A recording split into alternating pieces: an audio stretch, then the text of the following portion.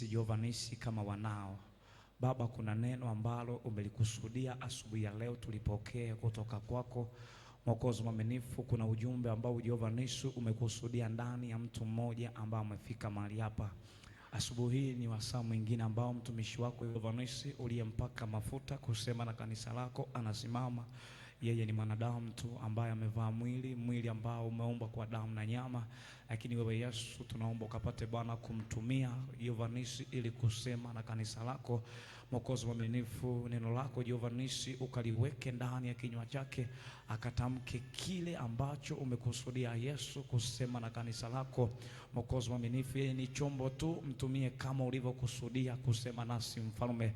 Na sisi Mwokozi mwaminifu tunaomba ufungue masikio yetu ya kiroho na ya kimwili, tukapate kupokea kile ambacho umekiandaa tena katika asubuhi ya leo.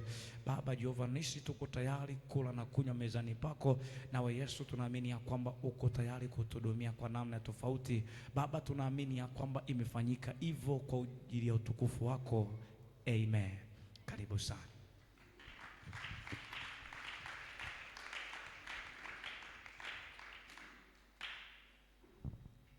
Bwana Yesu asifiwe. Nakusalimu tena kwa jina zuri la Yesu. Nakusalimu tena kwa jina zuri la Yesu Kristo. Basi nikupongeze kwa kuwepo tena ibadani siku ya leo. Tunajua ni neema yake tu. Maana ukigeuka nyuma Penueli tuko wengi, lakini leo viti viko wazi. Kumbe wewe umepata neema. Bwana Yesu asifiwe. Tuna kila sababu ya kumshukuru Mungu kwa namna ambavyo anaendelea kutusaidia kila siku kwenye maisha yetu. Na hasa Penueli tuna kila sababu ya kumwambia Bwana asante. Jana wakati nakuja kanisani kwa ajili ya maandalizi ya ibada, nafika pale hospitalini hapo Nyankumbu, naona watu wengi upande wa mochwari. Sasa nikaanza kujiuliza, hawa watu wote na magari yote haya wamefuata tu mwili wa mtu mmoja. Katika kuendelea, wakati nakaribia hilo jengo la mochwari, naona kumbe ni familia tatu, yapo magari matatu, yote yako wazi tayari kwa ajili ya kupokea majeneza, miili ambayo inatoka mochwari. Nikasema kumbe sisi Penueli Bwana anatutunza. Kama hapajawepo na vilio kwenye milango yetu, yani malangoni mwetu hapajawepo na kilio, tunamlilia tu Bwana Yesu kwamba aendelee kuwa pamoja nasi, lakini vile vilio kwamba tumepoteza watu hatuna. Kumbe tuna kila sababu ya kumshukuru Bwana Yesu kwa wema wake. Bwana asifiwe. Tuna kila sababu ya kumshukuru Bwana Yesu kwa wema wake. Ametusaidia sana. Basi asubuhi ya leo tunakwenda kujifunza na kukumbushana tena kwa habari ya neno la Mungu lile alilokusudia siku ya leo. Kila mara tunapoingia hapa Bwana anakuwa na jambo na sisi. Tumeona tangu Jumatatu wanawake wakiwa wametuhudumia, kila siku Kristo alikuwa na jambo na kanisa kila siku. Lakini tulipofika Jumatano Bwana tena akawa na jambo. Ijumaa pia ilikuwa ni siku ya maombi, lakini bado Bwana alikuwa akitusemesha mahali hapa. Kwa hiyo tunamshukuru Bwana kwamba madhabahu ya Penueli ipo kila mara kutufundisha, na Mungu hajatuchoka, bado anatutazamia tumfananie Kristo. Ndio maana kila siku kuna fundisho, kila siku kuna fundisho, kila siku kuna fundisho. Kila utakapokuja hapa kuna fundisho, ni ili kusudi tu tufikie kile kimo cha Kristo. Basi nimshukuru Mungu kwa nafasi hii ambayo ameona kwenye wiki hii ambayo inahudumiwa na wanawake, mimi nisimame. Namshukuru sana Bwana kwa neema yake. Lakini pia nimshukuru baba yangu na mama yangu wa kiroho mahali hapa kwa kuona kwamba nafaa kusimama mbele za watakatifu wa Bwana siku ya leo. Niwashukuru viongozi wangu wa idara kwamba wako pamoja nami. Asanteni watendaji kwamba mnaniombea kila siku, na hasa siku ya leo kwamba utatuwakilisha vema, na mimi niko hapa kuwakilisha wanawake vema. Bwana Yesu asifiwe. Na tarajia kukutana na Bwana. Bwana Yesu asifiwe. Tunamwamini Mungu na yupo hapa Roho Mtakatifu. Basi twende kwenye somo letu la siku ya leo ambalo lina kichwa kinasema, alichopanda Bwana ndani yangu ndicho kinachokuwa. Alichopanda Bwana ndani yangu ndicho kinachokuwa. Sikutaka kuweka kichwa hiki kama ni kuseme wewe, ila nijiseme mimi kwanza. Ndio maana nimeweka kichwa cha namna hiyo. Ningetaka nikuseme wewe, ningeandika hivi, alichopanda Bwana ndani yako. Bwana asifiwe. Kwa hiyo tunajifunza mimi na wewe hapa kwenye neno hili siku ya leo kwamba alichopanda Bwana ndani yangu. Ukiandika hiyo sentensi utakuwa na namna ya kujihoji kila mara kwamba alichopanda Bwana ndani yangu ndicho hicho kinakuwa kila siku. Ndio hayo matunda ambayo yanaonekana kwangu, ndio hayo ambayo kile alichokitarajia Bwana ndicho kinachotokea. Bwana asifiwe.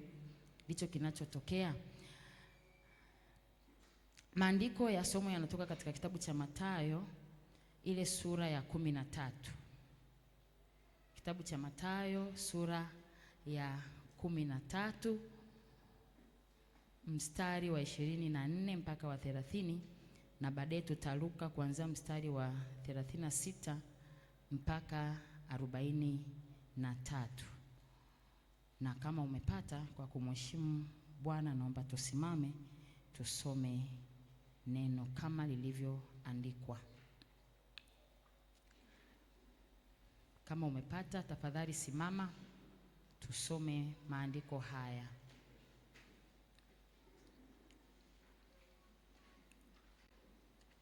Nimekusubiri uliyekaa usimame ili tusome kwa pamoja.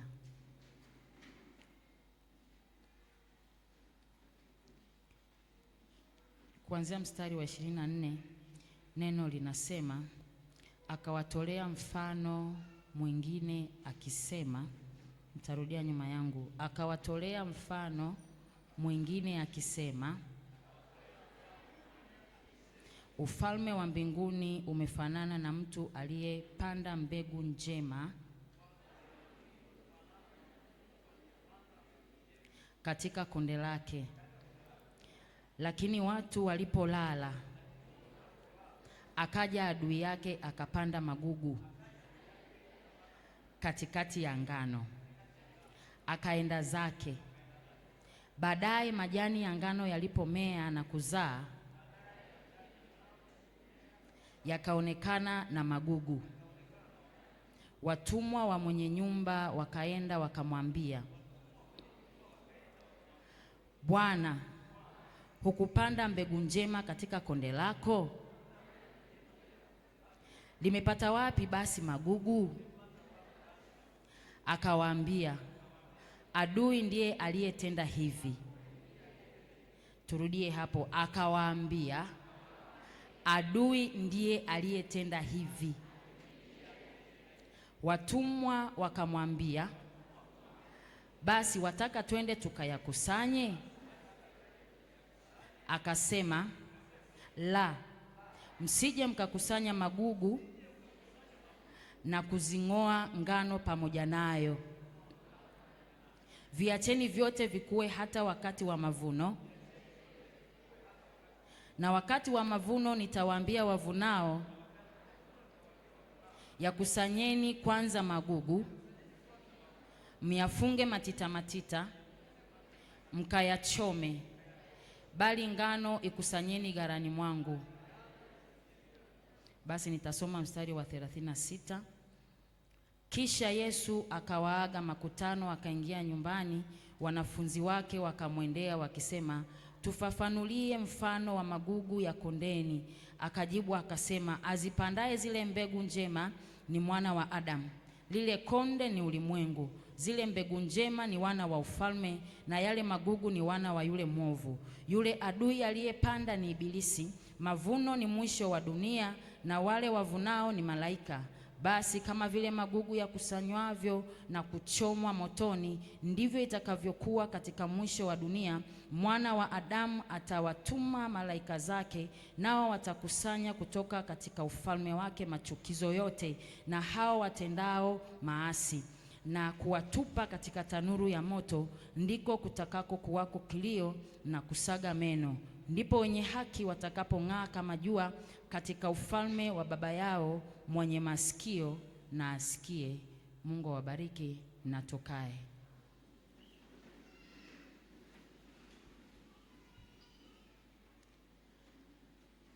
Bwana Yesu asifiwe. Tumeona maandiko haya hapo kuanzia mstari wa 24, ni kwa habari ya wakati Yesu anawafundisha, na hasa alikuwa akifundisha kwa mifano.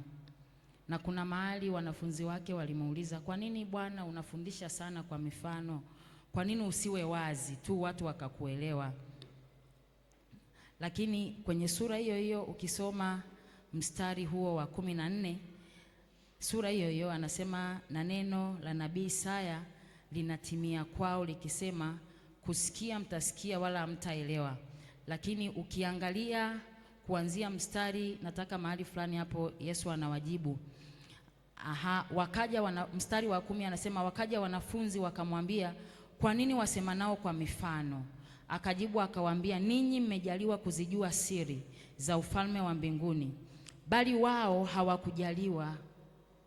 Ninyi mmejaliwa kuzijua siri za ufalme wa mbinguni. Ndio maana nasema na ninyi kwa mifano, ndio maana nasema kwa mifano. Sasa anaendelea anasema, bali wao hawakujaliwa kuzijua siri za ufalme wa mbinguni. Bali wao hawakujaliwa, kwa maana yeyote mwenye kitu atapewa, naye atazidishiwa tele. Lakini yeyote asiye na kitu, hata kile alichonacho atanyang'anywa. Kwa sababu hii nasema nao kwa mifano, kwa kuwa wakitazama hawaoni, na wakisikia hawasikii wala kuelewa. Na neno la nabii Isaya linatimia kwao likisema, kusikia mtasikia wala hamtaelewa, kutazama mtatazama wala hamtaona, maana mioyo ya watu hawa imekuwa mizito. Mioyo ya watu hawa imekuwa mizito. Maana mioyo ya watu hawa imekuwa mizito, na kwa masikio yao hawasikii vema, na macho yao yamefumba, wasije wakaona kwa macho yao, wakasikia kwa masikio yao, wakaelewa kwa mioyo yao, wakaongoka nikawaponya. Yaani hiyo ni sababu ambayo ilimfanya Yesu atumie mifano mingi. Atumie mifano wakati akiwa anasema na makutano, akiwa anasema hekaluni, akiwa anasema na wanafunzi. Anawaambia, ninyi mmejaliwa kuzijua siri. Sasa nikawa najiuliza, sasa kwa nini kwa sababu kilichomleta Yesu duniani ni kuhakikisha kila mmoja anaifikiria toba. Lakini utaona hapa anasema, nasema nao kwa mifano, ili neno la nabii Isaya, ule unabii wa Isaya utimie, kwamba kwamba kwa mioyo yao, kwa sababu watu hawa mioyo yao ni mizito, kwa hiyo kwa masikio yao hawasikii, masikio yao hayasikii, lakini pia macho yao yamefumba, wasije wakaona kwa macho yao, wakasikia kwa masikio yao, wakaelewa kwa mioyo yao, wakaongoka nikawaponya. Wakati ndio kazi kubwa iliyomleta Yesu duniani, kwamba kuhakikisha kila mmoja anaifikiria toba na anaufikia ule ufalme wa Mungu. Lakini hapa anasema wasije wakasikia, wasije wakaona, wakatambua, wakaongoka nikawaponya. Maana yake anataka kuna watu baadhi waende motoni, sijajua. Sasa turudi kwenye kichwa chetu cha somo hapa, kwamba alichopanda Bwana ndani yangu ndicho kinachokuwa. Hicho alichokipanda Bwana Yesu awali kabisa ndicho kinachokuwa. Tumesoma kwenye mstari huu wa 24 mpaka mstari wa 30, tunaona ni bwana mmoja mwenye shamba lake. Huyu bwana akatoka akaenda kupanda ngano kwenye shamba. Alipokwenda kupanda ngano, akamaliza kazi ya kupanda na ngano zikaanza kumea. Katikati ya wakati wako kwenye shughuli za hapa na pale, neno linasema mwenye shamba akalala. Mwenye shamba alipolala, akaja adui akapanda magugu katikati ya ngano. Bwana atusaidie. Unaona hiyo picha? Yaani mwenye shamba amepanda mbegu njema kabisa, ngano, na akitarajia atakutana na ngano tu kwenye shamba lake. Lakini walipolala, watu hawa walipolala, akaja adui akapanda magugu katikati ya ngano. Utaona na namna gani ambavyo adui ana tekniki kubwa sana katika kumweza muamini, na anachotafuta ni amwangushe. Sasa utangulizi, mara mtu anapookoka, kuna vitu vipya ambavyo Bwana anapanda ndani yake. Lakini pia muda huo huo kuna vitu vinavyoondolewa ndani ili apandiwe vitu vipya. Wewe ni shahidi kabisa kwamba wakati unaokoka kulikuwa na vijitabia fulani unavyo, na baada ya kukaa kwa Kristo kwa muda wa kutosha, hivyo vitabia sasa uvioni. Maana yake kumbe tunajifunza mtu anapookoka kuna vitu ambavyo Kristo mwenyewe anavipanda ndani ya huyo mtu. Kristo mwenyewe anavipanda ndani ya huyo mtu. Ndio hapa tunaona mfano wa huyu mwenye shamba kwamba bwana huyu mwenye shamba alikwenda akapanda ngano njema, alipanda mbegu njema. Kwa hiyo hapa tunajifunza kumbe kila mara mtu anapookoka, Kristo yuko tayari kupanda mbegu njema ndani yake. Yuko tayari kupanda vitu vyema ndani yake, kupanda vitu vya kufaa ufalme ndani yake kila inapoitwa leo. Ndio maana mtu hawezi kufika hatua akasema kwa kweli mimi naona tangu nikae kwenye wokovu nimeshamfanania Kristo, sasa imetosha kujifunza vitu alivyonipandia Kristo, vimetosha, hapa niko tayari kumlaki mawinguni. Hapana. Kila mara Kristo anapanda vitu ndani yetu. Kila siku vile vitu vyema Kristo anapanda ndani yetu. Sasa sisi sote ni mashahidi kwamba kabla ya kuokoka tulikuwa na tabia zetu. Kila mtu anajua katabia kake alikokuwa nako kabla hajaokoka, tabia zako ulizokuwa nazo. Na mara baada ya kuokoka ni shahidi kabisa kwamba hizo tabia zimeondolewa na Kristo amepanda mbegu njema ndani yako. Sasa ndipo hapo tunaporudi kujiuliza kwenye kichwa cha somo kwamba alichopanda Bwana ndani yangu mimi ndicho hicho kinachokuwa, ndicho hicho kinachotokea kila siku, ndicho hicho ambacho watu wanakiona, ndicho hicho ambacho Kristo akinitazama kila siku kwa mwenendo wangu kwenye wokovu anaona. Ndiyo hayo matunda aliyoyatazamia, ndio hayo aliyoyatazamia. Bwana atusaidie. Bwana Yesu asifiwe. Kwa kadri ulivyokaa kwenye wokovu, vitabia visivyokuwa vyema vinaondoka kidogo kidogo. Ndio maana mtu hakui kwa siku moja, mtu hakui kwa mwaka mmoja, mtu hakui kwa miaka mitatu, mtu hakui kwa miaka mitano, wala hakui kwa miaka 10. Kusema kwa kweli sasa Karungi umekuwa kwenye wokovu dada yetu, sasa kwa kweli tunakunyoshia mikono wewe umekuwa. Hapana. Mtu anakuwa kila siku. Ndio maana tunaambiwa enendeni ulimwenguni mkawafanye mataifa kuwa wanafunzi. Wanafunzi ni kila siku. Mwanafunzi kazi yake kila siku ni kusikia mwalimu anasema nini, kujifunza kusoma, kujifunza kusoma, kuwa na hatua kila siku. Lengo la somo hili ni nini? Mkristo au muamini aweze kujichunguza na kujifanyia tathmini kupitia neno la Mungu kwamba kilichopandwa, alichokipanda Bwana ndani yako ndicho kinachokuwa, au adui naye amepanda vitu vyake? Lengo la somo hili ni Mkristo au mwamini aweze kujichunguza. Yaani leo tunatakiwa kila mtu ajichunguze. Uwe na nafasi ya kujichunguza. Kujichunguza na kujifanyia tathmini. Kwamba tunajifanyia tathmini kupitia neno. Alichokipanda Bwana wakati ule awali, wakati naokoka.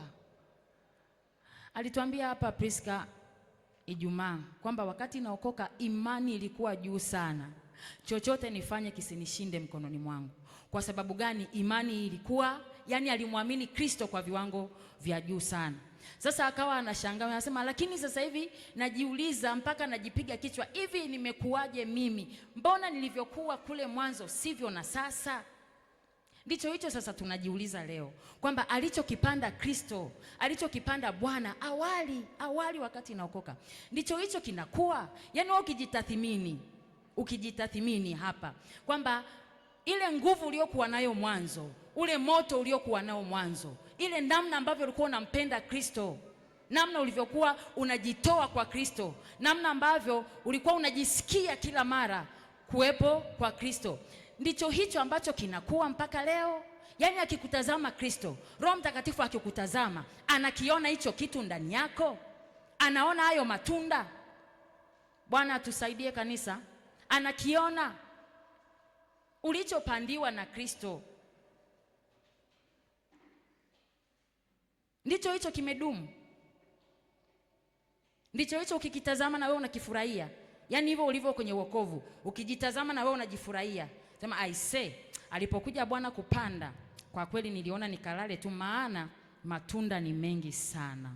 Matunda ni mengi, matunda yangu ya wokovu ni mengi. Ndio hapo wanasema sasa mimi nakwenda kulala, maana Bwana amenipandia na vitu ni vingi, matunda ni mengi, acha nikalale. Ndio hapa tunaona neno linatuambia hivi, anasema hivi, lakini watu walipolala, akaja adui naye akapanda magugu katikati ya ngano. Hebu fikiria adui alivyo na tekniki ya ajabu. Yaani anakwenda kwa siri, katikati ya ngano na ngano anaweka gugu, katikati ya ngano na ngano anaweka magugu, kati ya ngano na ngano, shamba zima, shamba lote anahakikisha amepanda magugu.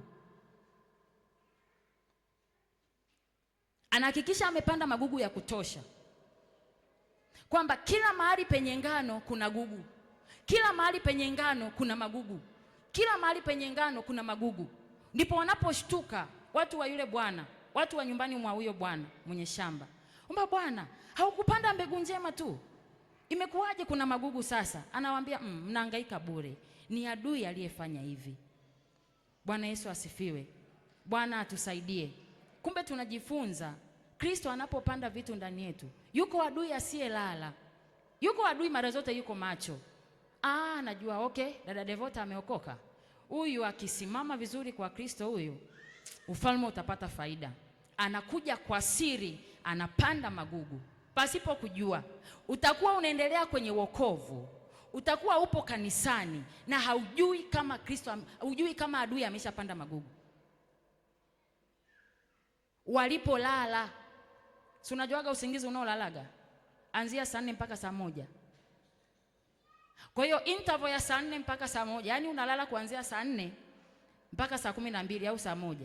Interval ya huo muda tayari ndani ya miezi miwili, hata kama ni wiki, adui ameshakuja amepanda jambo lake analotaka litokee hapo kwako baya. Adui alivyo na hila mbaya. Bwana atusaidie. Walipolala. Ndio maana mahali fulani anasema kesheni basi msije mkaingia majaribuni. Kesheni basi msije mkaingia majaribuni. Sasa wewe ukihesabu mikesha yako, tunaambiwaga kukesha sio lazima uwe macho uache kulala. Unakesha rohoni. Utakeshaje rohoni wakati hujawahi kukesha kimwili macho hivi?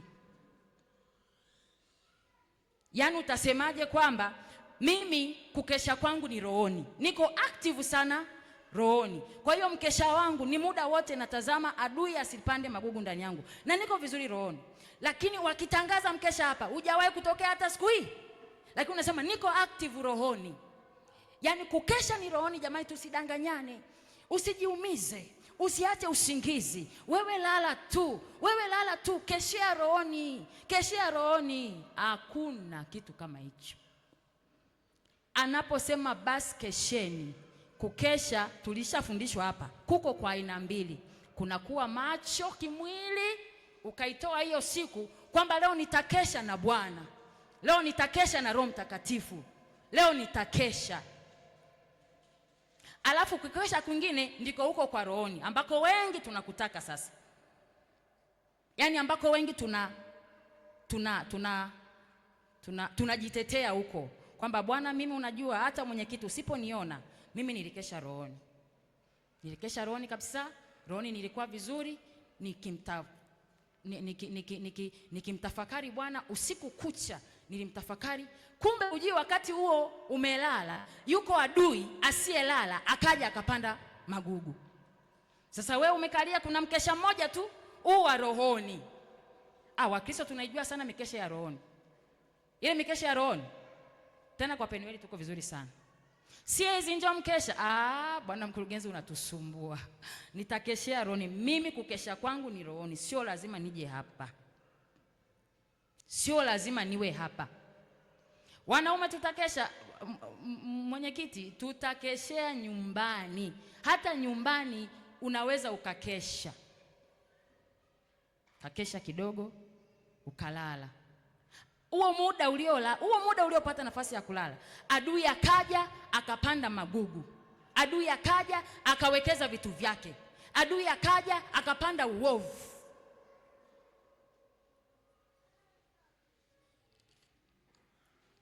Kwa nini adui hupanda magugu kwenye shamba lililopandwa ngano? Hebu tuone hapa. Kwa nini adui anapanda magugu kwenye shamba lililopandwa ngano? Kwa nini haogopi hata wenye shamba kwamba hivi wakinikuta itakuwaje? Amejitoa kufa kupona, kwa gharama yoyote lazima apande. Hivi mmeshaona namna ibilisi ambavyo yuko tekniki? Hajali, yani hajali mwenye shamba anafananaje, ni mrefu, ni mfupi, ni mnene, ni mwembamba, hajali, lakini lazima apande. Hasa ukilala. Bwana asifiwe. Sasa tuone kwa nini adui hupanda magugu kwenye shamba lililopandwa ngano. Kwa nini? Moja, adui anapanda magugu ili kuhakikisha kwamba shamba halitoi mavuno yaliyokusudiwa. Shamba halitoi mavuno yaliyokusudiwa. Kila mara, we mwenyewe ni shahidi kama umewahi kulima, si ndio? Ulipokwenda shambani ukapanda mahindi, kiwango cha mahindi ulichokipanda ndicho unachotegemea uvune, na tunajua kwamba ukipanda punje moja unatoa punje nyingi sana.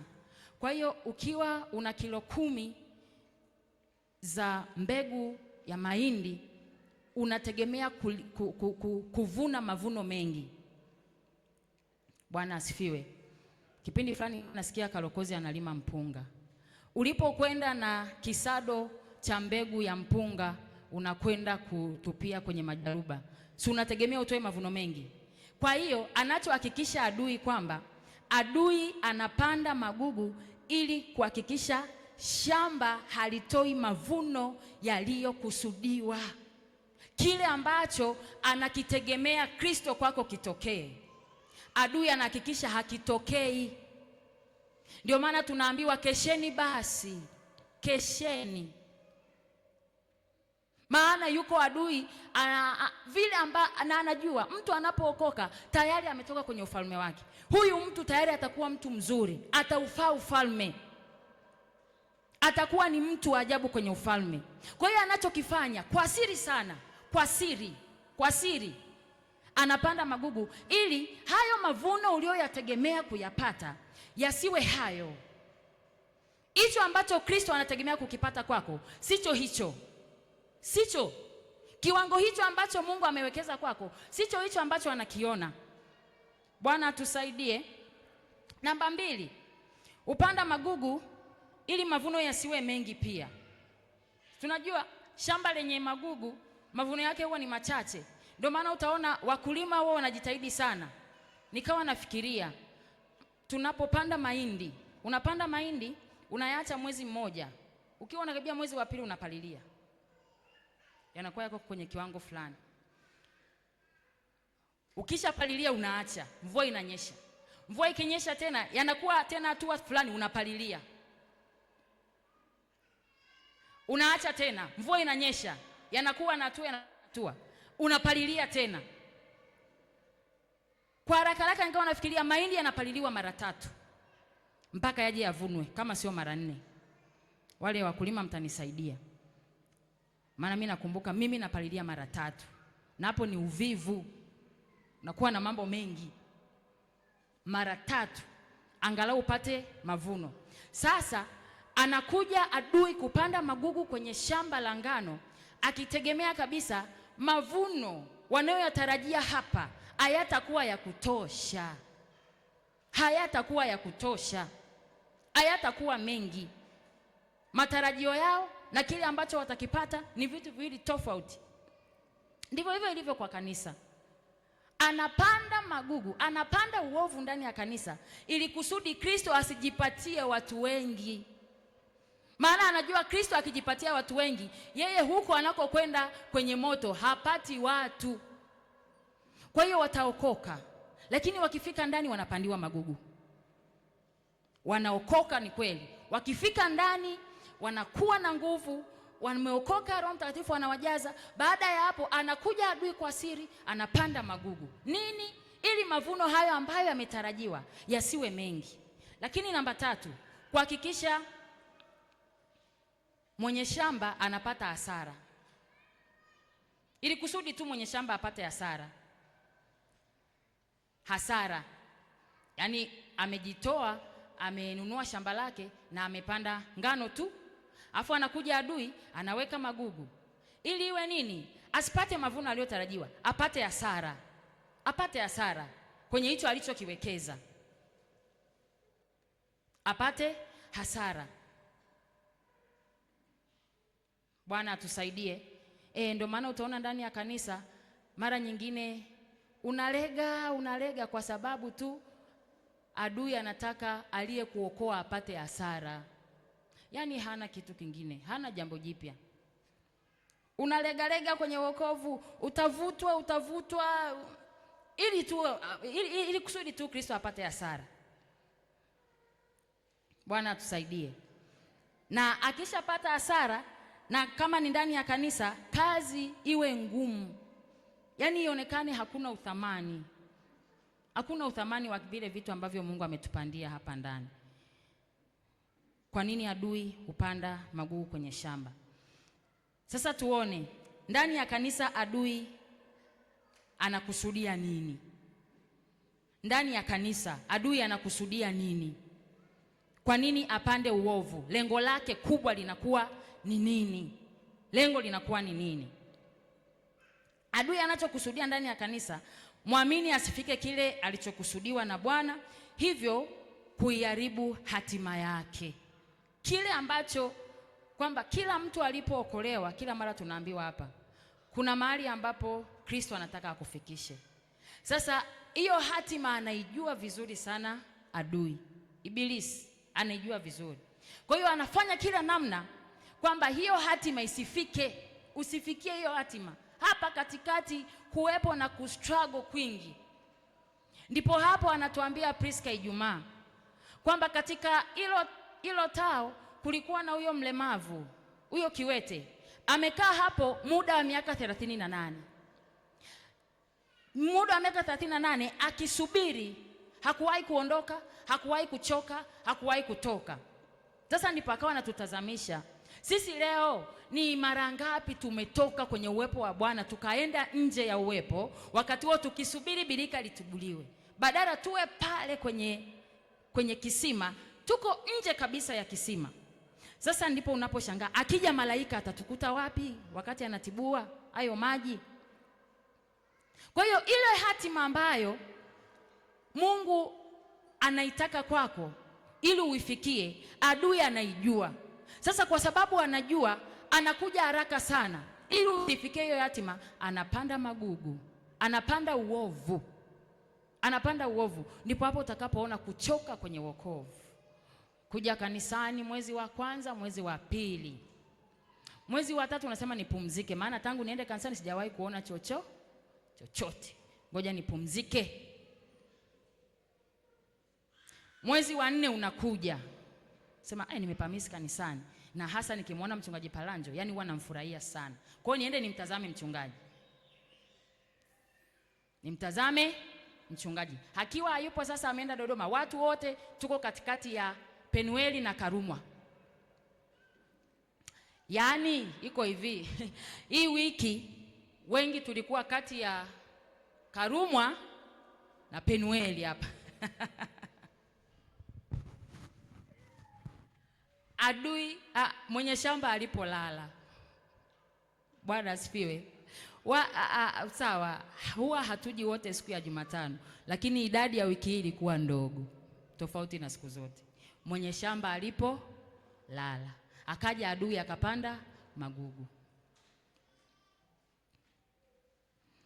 Kwa hiyo kuna mtu ana wokovu ambao ni wa kukata tamaa, yani kila siku yeye ni hana hicho ambacho amekipanda Kristo ndani yake, hakichipui kikatoa matunda, akichipui kikatoa matunda. Ndipo hapo unaona asipokuwepo mchungaji, idadi ya watu wengi wanapungua, wanasafiri naye kwenda Dodoma. Akirudi, tuko hapa ndani. Tuko hapa ndani, baba tunakupenda, yani tumekuombea sana. Yani hongera kwa kazi. Kumbe wengine tulikuwa Karumwa, wengine tukawa Penueli. Kwa hiyo kuna watu tuliokuwa Karumwa tumerudi leo. Bwana asifiwe.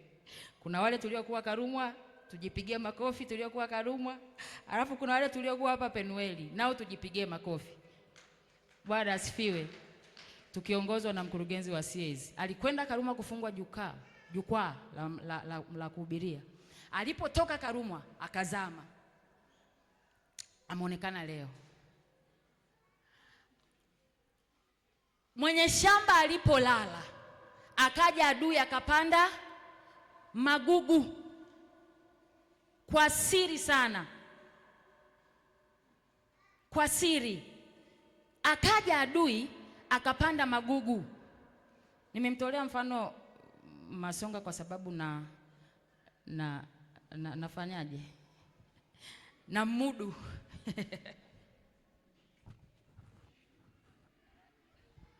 Bwana asifiwe.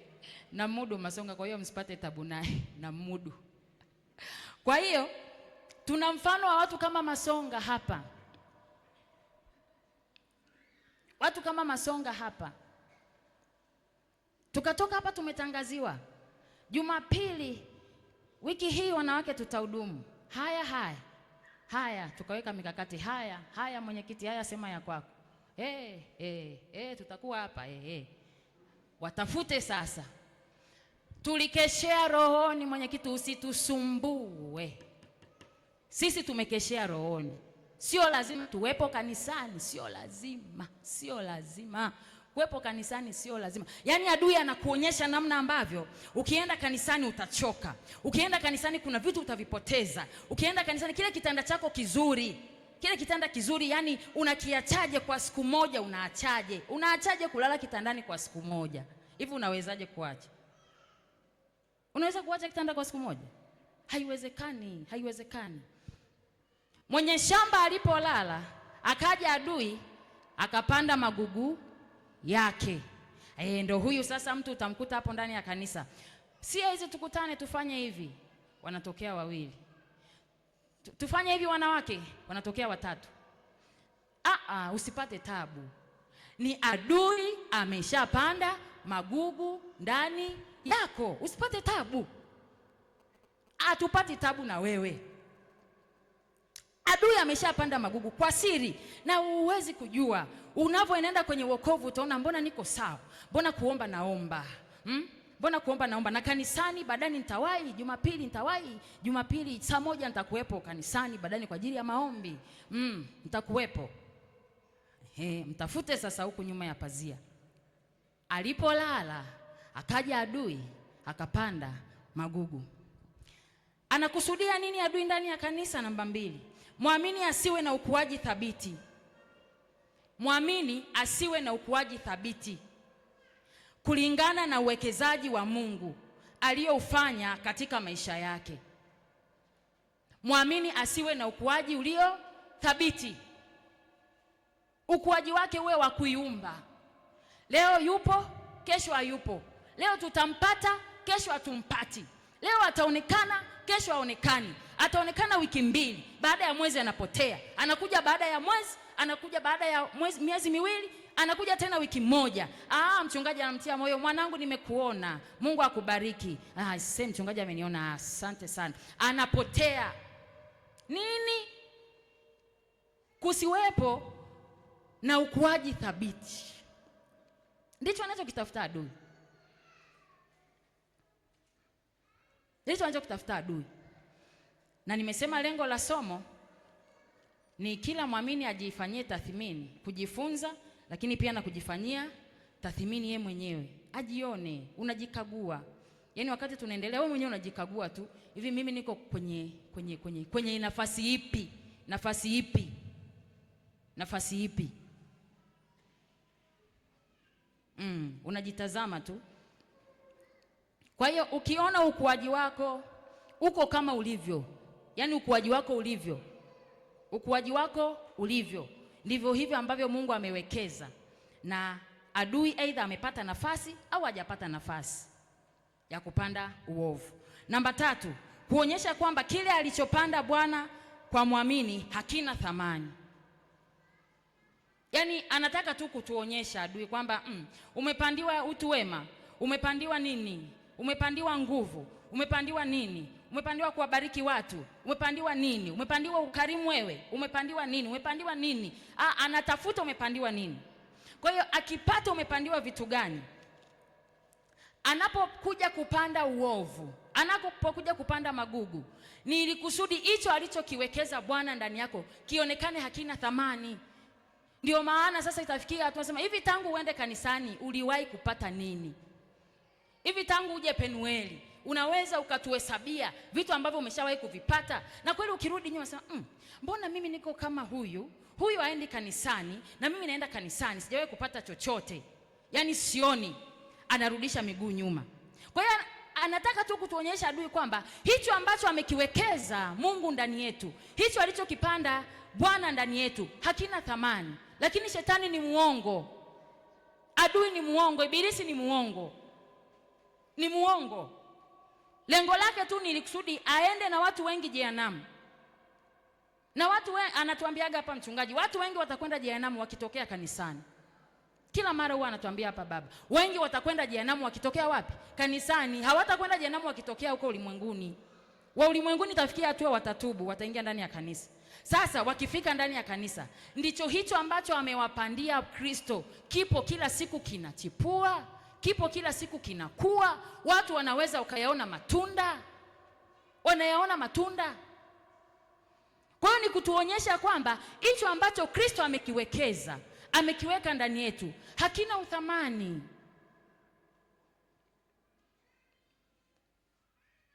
Fikiria anasubiri watu walale, anakwenda kuweka magugu ndani ya shamba la ngano. Anataka aone mwenye shamba, wewe mbona ngano yako imedhoofu? Kwa sababu ukiacha magugu na ngano vimee kwa pamoja, tuna uhakika kwamba utatoa mazao madhaifu. Yaani yatakuwa hayana uimara. Kutuonyesha kwamba hicho alichokipanda Kristo ndani yetu hakina thamani. Hakina thamani. La mwisho, adui anakusudia nini ndani ya kanisa? Anatafuta watu atakao kwenda nao motoni. Ndicho anachokitafuta ndani ya kanisa. Anatafuta tu watu atakao kwenda nao kwenye jehanamu ya moto. Ndio maana hapa tumeona kwenye mstari wa 41 hapa anasema mwana wa Adamu atawatuma malaika zake, nao watakusanya kutoka katika ufalme wake, kutoka katika ufalme wake machukizo yote na hao watendao maasi, na kuwatupa katika tanuru ya moto, ndiko kutakuwako kilio na kusaga meno. Kwa hiyo nataka nikushauri kwamba tumeona lengo ni kusudi kila mtu ajifanyie tathmini na ajichunguze. Wakati unaendelea kujichunguza, hakikisha haumpi adui nafasi ya kupanda magugu ndani yako. Bwana atusaidie. Yaani sisi kama kanisa lazima tukamie. Adui hapa upati nafasi ya kupanda magugu. Na ukijua amepanda, rudi haraka, tengeneza na Kristo, ili asipate watu wa kwenda nao jehanamu, asipate watu wa kwenda nao motoni, hasa tukitokea kanisani.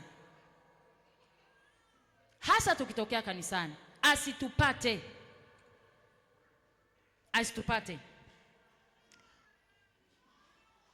Tusogee mbele. Kwa namna gani adui hupanda magugu?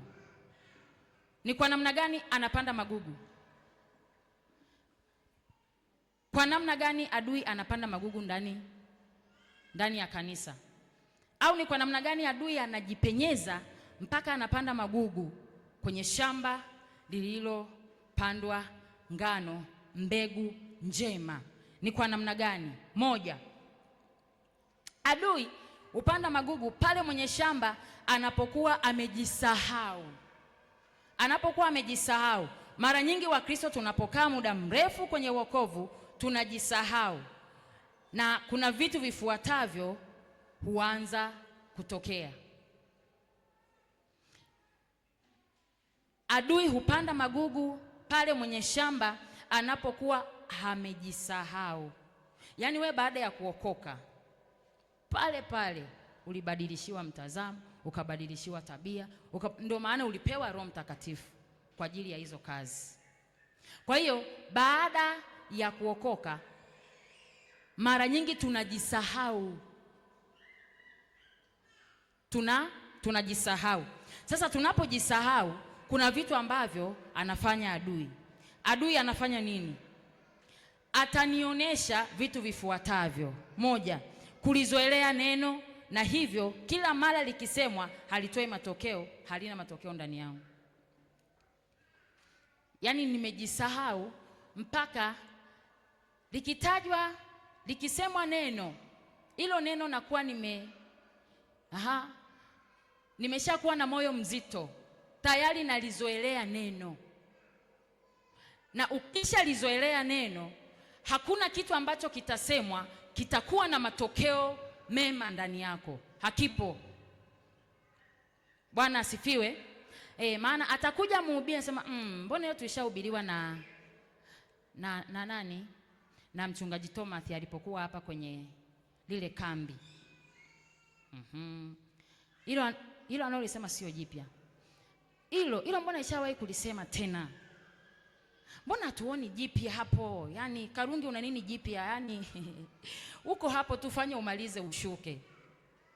Analizoelea neno. Na Mkristo akisha lizoelea neno halina matokeo. Hakuna kitu kitakachotoka ndani yake. Bwana asifiwe. Namba 2. Huyu Mkristo akisha jisahau, kinachotokea namba 2, utii wa muamini hupungua siku kwa siku. Utii wako tu, utaona we namna ambavyo baada ya kuokoka ulivyokuwa unamtii Kristo, ndivyo unavyotii mpaka sasa. Ulivyokuwa unayakimbilia mambo ya Mungu, ndivyo unavyoyakimbilia mpaka sasa. Ndivyo, si ndivyo? Alivyokuwa akisema mchungaji wako, jinsi ulivyokuwa ukiitika, ndivyo ilivyo. Alivyokuwa akisema kiongozi wako wa idara, ulivyokuwa ukiitikia, ndivyo ilivyo mpaka sasa.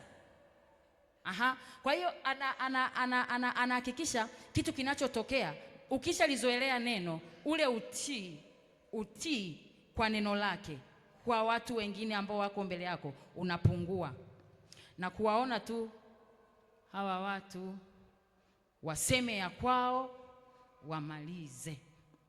Kwa hiyo utii wa mwamini hupungua siku kwa siku, na mara nyingine huchukulia wokovu kitu cha kawaida sana. Mara nyingine anachukulia wokovu ni kitu cha kawaida sana sana, kutokukumbuka ile gharama iliyolipwa. Yaani nafikia hatua sikumbuki kabisa hiyo gharama iliyolipwa pale msalabani kunifanya niwe hivi jinsi nilivyo. Kwa hiyo nafikia hatua nalizoelea neno, nazoea. Nikisha zoelea neno, hakuna kitu kitakacho kuwa cha tofauti, hakuna badiliko nitakalolipata. Baadaye utii wangu unapungua, utii unaanza kupungua, utii unaanza kupungua. Kwenye maeneo yapi? Unayajua vizuri wewe shamba, wewe unayajua vizuri. Bwana asifiwe. Namna ambavyo kipindi cha kwanza unaokoka, ulivyokuwa unashaukia mambo ya kimungu, ulivyokuwa unajisikia vizuri kuwepo mbele za Mungu, ulivyokuwa unatamani kila mara uwepo uweponi, ulivyokuwa unatamani mikesha, ulivyokuwa unatamani kujitoa mbele za Bwana, ulikuwa unatamani kumtukuza Bwana Yesu. Kama ni maskwayo unatamani, yani unakisikia hicho kitu ndani, kutoka ndani, na ukikosa unajisikia hatia. Lakini leo ukikosa ujisikii hatia, ujisikii vibaya, ni kawaida. Unajua tukisongwa na shughuli, alafu kuna ratiba kanisani, ni kawaida. Usiteseke, ni kawaida. Yani unajua ni kawaida. Maisha haya bwana, tumeokolewa kwa neema. Tunasema hivyo, tumeokolewa kwa neema. Kwa hiyo ni neema tu ndio itakayotufikisha mbinguni. Sasa hicho ambacho unajisikia sasa hivi, utii wako unaosikia, yani hiyo namna ambayo unashaukia mambo ya kimungu, ndivyo hivyo ambavyo nyuma ulikuwa hivyo. Ndivyo hivyo huo upendo wa Kristo, namna ambavyo ulikuwa ukimsikia Mungu ndani yako moja kwa moja, ndivyo hivyo unapomsikia leo. Ndivyo ilivyo. Namna ambavyo ulikuwa ukisikia jambo lolote kuhusu kanisa unalikimbilia, ndivyo hivyo ilivyo. Baada ya kuokoka, ukakaa muda mrefu kwenye wokovu, ukauzoelea wokovu, ukalizoelea neno, ndivyo hivyo shauku yako mbele za Mungu, ndivyo ilivyo. Au leo linaweza likasemwa tutakutana mkesha, sema mkesha tena. Jamani, hajui kwamba tuna mambo mengi, tumechoka sisi. Jamani, mara moja kwa mwezi wanawake tunakesha. Hata mara moja kwa mwezi huwezi kuja, alafu unasema niko hapa namsubiri Kristo. Yaani niko namsubiri Kristo. Jamani, nakeshia rohoni. Yaani mwenyekiti hujaniona, lakini mimi tulikuwa pamoja. Yaani nyie mlikuwa kanisani, ila mimi nilikuwa nyumbani na tulikuwa pamoja. Ndivyo hivyo ulivyookoka mwanzo, ndivyo ulivyokuwa. Mgeukie jirani yako, muulize jirani yako, mgeukie jirani Masonga, mgeukie Gomu, muulize eti ulivyookoka mwanzo ndivyo ulivyokuwa? Mambo uliokuwa ukiyashaukia ndivyo ilivyo leo? Utii wako kwa Kristo ndivyo ilivyo sasa? Ndivyo ilivyo leo? Ndivyo ilivyo? Eti wapendwa, ndivyo ilivyo? Au tumeona wokovu sio kitu cha thamani? Au tumeona neno la Mungu tukalizoelea? Au tumeona mambo tofauti kwa sababu tumezoea? Nilikuja kanisani mwaka wa kwanza, nikaja mwaka wa pili, nikaja mwaka wa tatu, mwaka wa nne, sasa niko mwaka wa 7. Na hisi huu mwaka huwa tunaambiwa miaka 7 ni mwaka wa 7 ni mwaka wa utimilifu. Na hisi huu mwaka wokovu wangu utakuwa mahali fulani. Utakuwa umepanda, utakuwa umepanda viwango. Kwa sina haja ya kutokea kila mara. Yaani kila mara nimsikilize mwenyekiti wa siezi kila mara akiniita niende, sio lazima. Ndivyo hivyo wakati unakoka, ndivyo ulivyokuwa. Bwana atusaidie. Ndivyo hivyo. Namna ulivyokuwa ukishaukia mambo, namna ambavyo ulijitoa, namna ambavyo ulijisikia kuwepo tu imani mwa Bwana. Ulijisikia tu kwamba nikiona nimepunguza kazi, hebu niende kanisani. Lakini sasa nikiona nimepunguza kazi, niende kwenye mpira. Niende mpirani. Nikiona nimepunguza kazi, niende nikalale. Sio tena kanisani nimtafute Mungu. Kwa sababu nataka nikwambie kwamba namna ambavyo unarudi nyuma ndivyo ambavyo magugu yanaendelea kuwa makubwa na yanastahimili humo ndani. Yanastahimili. Yaani linakuwa gugu, baadaye linakuja linakuwa sijui lijitu gani. Hata ungeambiwa kitu gani, hata angesimama nani, yatakuja makongamano. Tutaomba, tutakuwa hapa jamani, Bwana tunakutafuta. Yaani uje ututokee. Akiondoka huyo mhubiri, tunarudi nyuma kama maji yaliyomwaga. Na anakuwa anatuvizia. Maana anapanda kwa siri sana. Anakuwa anatuvizia kwamba hii wiki wako moto, ngoja niwasubirie pale mbele wiki 2 zijazo. Ijumaa tutafunga, afu tutakuwepo kanisani. Ikawa option. Ukijua hujafunga usije. Kumbe tumepewa fursa.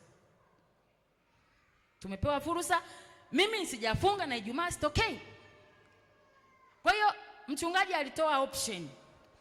Nikiwa sijafunga, sina ruhusa ya kwenda kanisani Ijumaa. Waende waliofunga. Kwa hiyo tumepewa option. Niende au nile. Niende au nile. Sasa nipo hapo nikawa tena nimekumbuka Ijumaa nikawa nimempigia mhasibu, alikuwa Karumwa. Mnaendeleaje? Salama mama. Vipi, mbona kama unakula? Na yeye nimemsema maana na mudu. Mbona kama unakula? Nasema sisi ratiba ya huku ni kula. Assemblies of God Ijumaa, si wote Ijumaa Tanzania nzima ni kufunga. Akasema ratiba ya huku sisi ni kula. Nikasema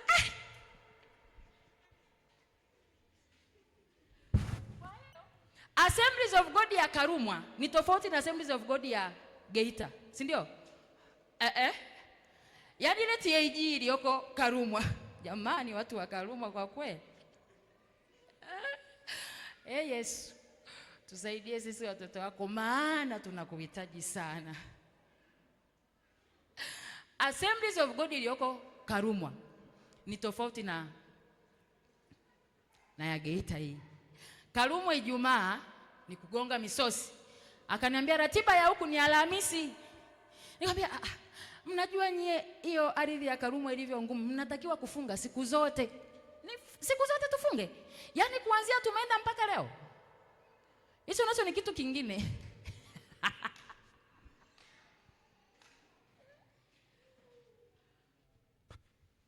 Namna ulivyokuwa unayashaukia mambo ya kimungu wakati umeokoka. Namna ulivyokuwa unajisikia. Mifungo yako binafsi wewe ulikuwa unaijua. Na leo ndivyo hivyo ilivyo. Ndivyo hivyo ilivyo. Ndivyo ilivyo. Kwa hiyo nadhani mpaka hapo uko mahali unajifanyia tathmini. Na Roho Mtakatifu najua yupo mwingi sana, anakusaidia. Anakusaidia, anakutoa hatua moja, anakuonyesha jambo moja na jingine, anakuonyesha. Ulikuwa na mikesha yako binafsi. Achana na hii ya kuitwa mara moja kwa mwezi. Idara zinatuita mara moja kwa mwezi. Nayo ni nini hiki? Yaani mara moja kwa mwezi wanatuita idara. Yaani mwezi mzima wanawake wamelala nyumbani. Wanakuja kutuita mara moja kwa mwezi. Si hizo wanatuita mara moja kwa mwezi. Kwa nini? Yaani ni kwa nini viongozi nao wako hivyo? Mara moja, kwa sababu tayari adui ameshapanda magugu. Tayari adui ameshapanda, yani ana jambo lake. Hawa Penueli bwana unajua wanakesha. Na wakikesha hawaachi kuitaja Geita. Wakikesha hawaachi kuitaja Geita. Sasa huo mkesha ni mara moja kwa mwezi, lakini hawatafika wote. Kwa hiyo ile nguvu ya kanisa inapungua.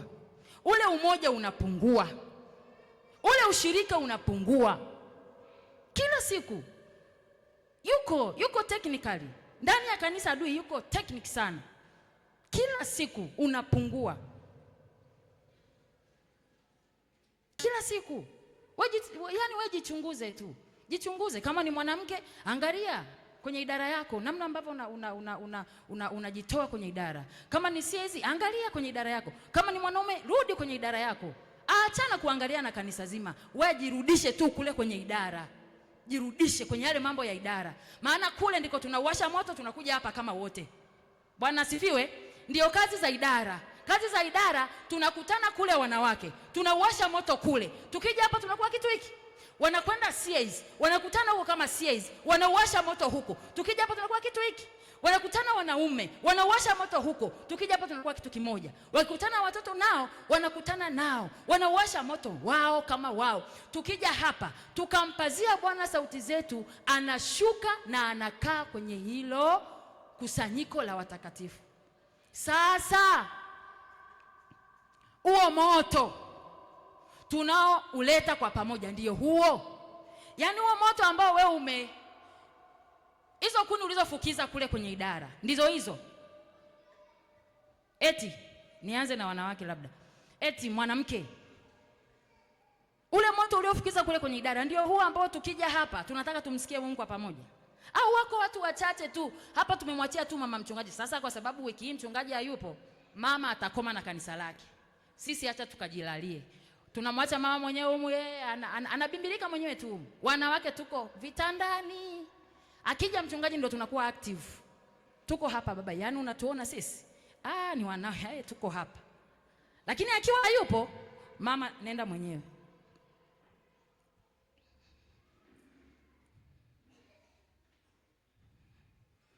Huo wokovu wa kusubiri mpaka baba awepo. Yaani tayari adui ameshapanda vitu vyake viovu. Huo wokovu wa kutokusikiliza. Yaani anaita mwenyekiti wa saizi, anaita vijana. Kuna vijana wanachomokea hivi.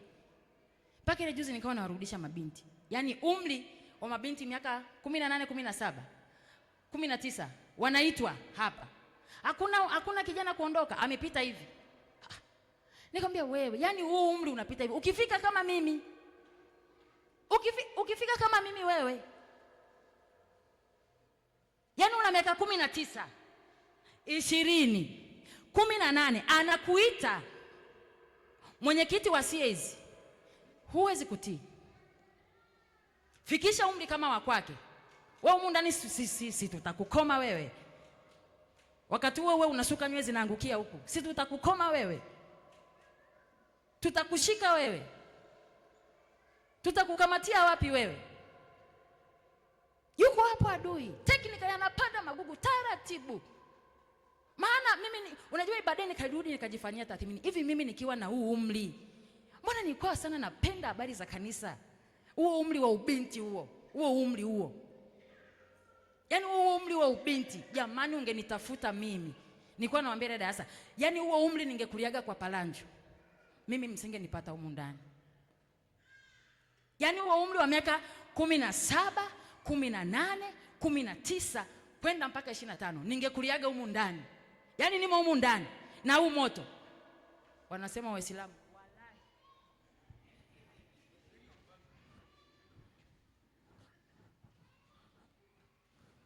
Kweli nawaambia msingenipata. Maana mimi nimekulia KKT. Lakini nilikuwa najijua jamani, nilikuwa najijua. Unatangazwa mkesha hapa na Shilabela. Mnaondoka kwa miguu hapa na Shilabela. Mtapita chocho mnazojua ili mradi tufike kwenye mkesha. Nikoseje, yani nilaleje nikiwa na huo umri? Yaani najua ndio umri wa ubinti. Niko namwambia Bwana Yesu, hivi ungenirudishaga hata kidogo. Ile miaka hata kidogo. Afu niko humu ndani ya nyumba ya palanjo. Haki ya nani? Yaani nasema aise. Yaani Mungu basi tu Mungu huwa na makusudi yake. Anakuleta hapa ukiwa umejichelewesha, ndo anakutua hapa. Ila ningezaliwaga haya mazingira, alafu likawepo ili kanisa hiyo miaka nakuwa hiyo umri wa ubinti. Binti, si unajua ukiwa binti ndio wewe mzuri, ndio wewe unaweza kusuka nywele zikaonekana, ndio wewe ambaye kiburi kiko hapa, yaani una maamuzi yako, yaani ni huo umri ambao watu wengi wanakuwa na maamuzi yao. Huo umri 17, 18, 19, nenda mpaka 25. Hata ungemwambia nini, na mara nyingine usiwalaumu mkurugenzi, achana nao, yaani ni umri tu, ngoja waende, kuna mahali wakifika wanarudi tu, hamna wanakoenda. Unakuwa binti unamwambia njoo udeki, anachenga, unamwangalia sema jamani, sasa yani nikimsimamisha mimi na yeye, elimu alionayo na nilionayo, maisha nilionayo na alionayo, sasa ni nini sasa? Nini yani nini sasa? Yani kinachokufanya usitii ni nini? Kinachokufanya usiwatii viongozi uko na huo umri siezi ni nini? Ni nini? Hivi umeshawahi kujiuliza ni nini? Hamna. Ni adui tu anapanda magugu. Hamna. Jamani wapendwa, hamna. Nataka nikushauri wewe mwenye huo umri nao usema hapa. Nasikia sana hilo himizo. Nataka nikushauri, hakuna ambacho unakikimbilia. Hakuna. Hakuna ambacho unajificha. Hakuna. Ni heri ungeatoa maisha yako kwa Kristo mzima mzima na kule mbele ungemuona. Ni heri. Yaani ni heri leo ungefanya uamuzi. Akawa hapa kipindi kile wanahudumu watoto. Akawa hapa Dori huyu mdogo wake Lea. Amepewa kuhudumu asubuhi. Anasema namna ambavyo hao chipukizi wanakuwa na viburi. Anasema jamani, sisi chipukizi mtuombe. Tukawa makini, kanisa lote tukawa kama tumemwagiwa maji. Tunamsikiliza. Unajua mimi nilitoa machozi. Niko pale hiyo ibada ya asubuhi lakini nilijisikia kulia. Maana nikasema Karungi, na wewe una watoto hawa hapa wanakuja. Hawa hapa wanakuja. Watamuishia Kristo. Watamtii Kristo. Asema jamani, chipukizi mtuombe. Tuna viburi. Hakuna ambalo tuambiwe tutii. Anawataja kwa majina. Mara fulani anasema, mara nyingine tunakaa tunamsema Mwalimu Frida. Ni nini? Hasubabaishe. Adui ameshapanda. Yaani katikati ya hili kundi la watoto. Adui tena yuko na anajua nikipata hili kundi hili. Maana hili kundi likichomoka, hawa ndio wanaokuja kusaidia kanisa baadaye. Kwa hiyo unaona jinsi ambavyo anacheza nao kwa akili. Namna ambavyo anacheza nao kwa akili. Anacheza na hilo kundi kwa akili. Hebu fikiria wakamate watu kama kina Gomu. Akamate huo umri wa kina Gomu. Akamate huo umri huo hapo wa kina Rozi na wewe mwenzake. Awakamate. Akamate huo umri wa kina Neema, huyo Neema mdogo wake Gadi. Awakamate huo umri. Alafu awavuruge. Kanisa liko wapi la baadaye? Sisi tukiwa tumechoka, kanisa liko wapi? Liko wapi? Hivi nyinyi mnatathmini hicho kitu? Ndio maana tukisema twende mkeshani, jamani njoni tuombe, hali ni mbaya. Yule binti anasema hata sisi hatutamani kuwa hivyo. Hata sisi tusingependa tuwe na viburi. Hata sisi yani tusingependa tusiwasikilize walimu wetu. Maana tunajua wanajitoa. Kwa ajili yetu. Akaendelea anasema, siku ya tuko hapa tunaambiwa sisi tukalale kule na watoto wadogo. Sisi tunajiona tumekuwa wakubwa, alafu wanatupeleka tukalale kule powerhouse na watoto wadogo. Yaani wako pale tunamsubiri Mwalimu Frida aende akipita hivi sisi tupite hivi tukalale kwa Mama Recho. Hawapendi. Kwa hiyo usikutane na binti ukaona ana kiburi, ukadhani kama unaweza kumsaidia. Msaidie. Bwana asifiwe. Kipindi fulani tukawa tuko hapa kwenye kambi la maombi Lea siku 3 kumalizia mwaka. Sasa kweli ilinipelekea na mimi wale mabinti nikawa na waogopa. Tukimaliza kukoroga uji watu wakanywa uji. Hapa Karungi na sasa najua sasa mabinti ndo wakaoshe vyombo na huo umri ndo unaotegemea. Wakaoshe vyombo au wanani wataosha vyombo? Kwa sababu nawajua, wala siwaambii. Nawajua, yani tabia zao nazijua. Kwa hiyo sitaki kusumbuana nao. Niliwaambia siku moja, wote wakaondoka. Wote. Ni mashahidi, si hao hapo kina Beatrice. Wote wakaondoka. Nikasema okay. Mabinti bwana hawataki kusumbuli. Na unajua ndo wanakuwa. Ndo wanakuwa. Hawataki kusumbuliwa. Mimi nikaanza kutafuta vijana wa kiume. Abeli uko wapi mwanangu? Njoo tukaoshe vyombo. Nikamtafuta na mwingine, wakafika kama 6. Nikawakamata hao. Tangu tuanze maombi mpaka tunamaliza. Akanifuata Lazaro siku moja akanambia, "Mwenyekiti, unachokifanya sio sawa." Nikasema, "Kwa nini baba?" "Yaani wewe hapa kanisani unawatafuta vijana wa kiume ndio waoshe vyombo. Na mabinti wanaenda nyumbani." Nikasema, "Nisikilize baba yangu mzuri. Hao mabinti nimewatafuta. Siku ya kwanza walichonitendea, mpaka leo mimi siwezi kuwasahau mabinti. Na waangaliaga tu hivi. Sema, jamani, mnakuja, mtatukuta, mnakuja, tunawatazama na ndo mnakuja." Nikamwambia, niliwaambia siku ya kwanza, njooni mnisaidie tuoshe masufuria ya uji na vikombe tuvitunze vikiwa safi. Wote waliondoka, wote. Jamani, nasema mbele za Mungu, mabinti wale wote waliondoka. Ndipo hapo nikasema, kumbe hawa watoto hawataki kutumwa. Na hasa ukiwa kama sio mwalimu wao wa idara, hawakutambui. Who are you? Hawakutambui. Mimi ndio nikamwambia Lazaro, nikamwambia mimi nimeamua kutafuta watoto wa kiume maana wananisikiliza. Sasa sijui ni mama na watoto wa kiume ndio wanampenda au inakuaje. Lakini mimi sikuanza na watoto wa kiume wale kuosha vyombo pale. Sikuanzaga nao. Mimi nimeanza na wakike. Maana najua wakike ndio wanaotakiwa kuwafundisha kazi. Wakike ndio wanaotakiwa kuwajenga. Wakike ndio kazi zao hizi. Sasa kutana naye. Amesuka rasta ziko hapa. Umwambie njoo osha sufuria lilokoroga uji lina uji mpaka huku juu na masizi nje. Anaanzaje? Adui amepanda magugu. Alipolala. Mwenye shamba alipolala. Adui akaja akapanda. Nikamwambia Lazaro, siwezi nikarudi kwa hao mabinti. Mimi mpaka leo nasema, ikitokea kuna kazi hapa, naenda kwa vijana wa kiume. Nitatafuta hata wakubwa, hata kina Amani hawa, na watafuta. Hata kina Joji. Tena na Joji nilimtafuta, mkubwa hivyo na umri wake. Wananifuata, "Mama, twende tukaoshe vyombo." Unashika sufuria, na mwingine ameshika sufuria. Mnaosha, mnaweza mnatunza ndani. Siku nyingine ya mnarudi mnakoroga uji.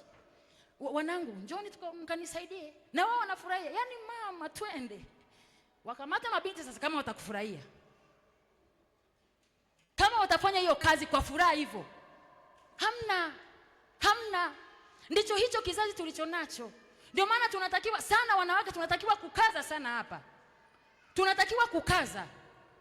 Ndicho hicho kizazi tunakipoteza. Ndicho hicho kizazi ambacho kitaitwa kwenye mikesha kisije. Ndicho hicho. Hiyo ya kwanza. Ya pili, ilikuwa ni harusi inafuata harusi ya Vanessa hapa na nani? Na huyo mume wake. Sikutangazaga hapa. Lile darasa la mchungaji Gideoni chipukizi, mfanye usafi huku nyuma. Mtaongozwa na Evaristi wa Magesa. Mlinisikiaga hapa nilitoa hilo tangazo? Mlinisikia washirika? Uliza sasa waliofanya. Nikagundua Karungi unajipa tabu na hawa watoto. Yaani unateseka nini? Yaani bora ukaambatana na wanawake. Wanawake wana mioyo mizuri. Mimi nawapenda wanawake kwa sababu namshukuru Mungu pia kwa idara hii. Kwa sababu sio wote wanawake wana mioyo mizuri. Ukimpata mwanamke ambaye amefunguka mbele za Kristo, wala una tabu naye. Mpate moyo uliofunga sasa. Pata mwanamke moyo umefunga hapo. Utasema hiki. Utafanya hivi. Utasema hiki. Hakuna, hatokei. Itakuwa ni sikukuu ya wanawake. Hiyo sikukuu ya wanawake hapa tunatakiwa kuwepo kuanzia Jumatatu mpaka Jumapili. Anakuja Jumapili huyo hapa. Na sare anayo. Au na sare hana tu. Na sare hana tu. Kwa hiyo Roho Mtakatifu ananiambia, Karungu unateseka na watoto wa nini? Pambana na wanawake tu. Kipindi fulani nikawa nateseka. Nikaenda kwa mchungaji nikamwambia, baba, mbona mimi naona kama kwenye idara nateseka sana? Wanawake hawasikii chochote. Akasema, yani kwani wewe wanawake umewaumba wewe? Umewaumba wewe mpaka wakusikie? Yani unataka wakusikie wewe? Who are you? Wewe Karungi, wewe ni nani? Yani wewe ni nani hapo kanisani mpaka wanawake wote wakusikie? Sikiliza. Akaniambia, sikiliza mwanangu. Kuna wanawake ambao watakwenda na wewe. Nenda nao hao. Usitegemee kanisa lote hili wanawake uende nao wote. Ni uongo. Ni uongo.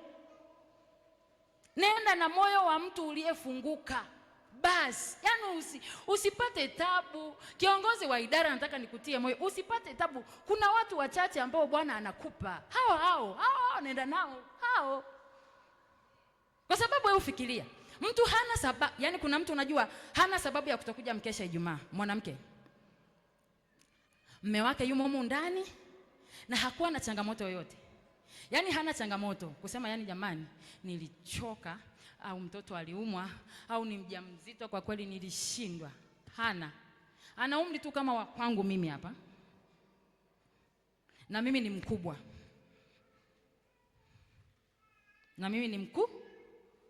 Lakini mtafute. Mwambie dada uje tuombe. Tena cha ajabu unasema tutaanza saa 4 mpaka saa 10. Nisilale. Yaani saa 4 mpaka saa 10 tunaomba nini? Waulize waliokuwepo waliomba nini? Na tulimaliza saa 10. Na Roho Mtakatifu alikuwepo mwingi sana kutusaidia. Bwana asifiwe. Mwenye shamba alipolala nataka nirejee hapa mara nyingi. Mwenye shamba alipolala, akaja adui akapanda magugu katikati ya ngano. Yaani kati ya ngano na ngano anapanda magugu. Kati ya ngano na ngano anapanda. Yaani haoni vibaya shamba la mtu kuwa baya. Haoni vibaya. Yaani adui haoni vibaya kukupandikizia uovu. Haoni vibaya kukupandikizia we uvivu. Haoni vibaya kukupandikizia we roho mbaya. Haoni vibaya. Maana ndiyo kazi yake. Sasa unadhani ana kazi gani adui? Ana kazi gani ibilisi? Ndani ya kanisa. Hana kazi nyingine. Na ukisha tu kanisa halioni uthamani wa wokovu. Hana kazi nyingine. Hiyo tu. Apande magugu. Namna anavyoweza. Bwana atusaidie. Bwana asifiwe. Bwana atusaidie. Bwana nimekaa sana hapa.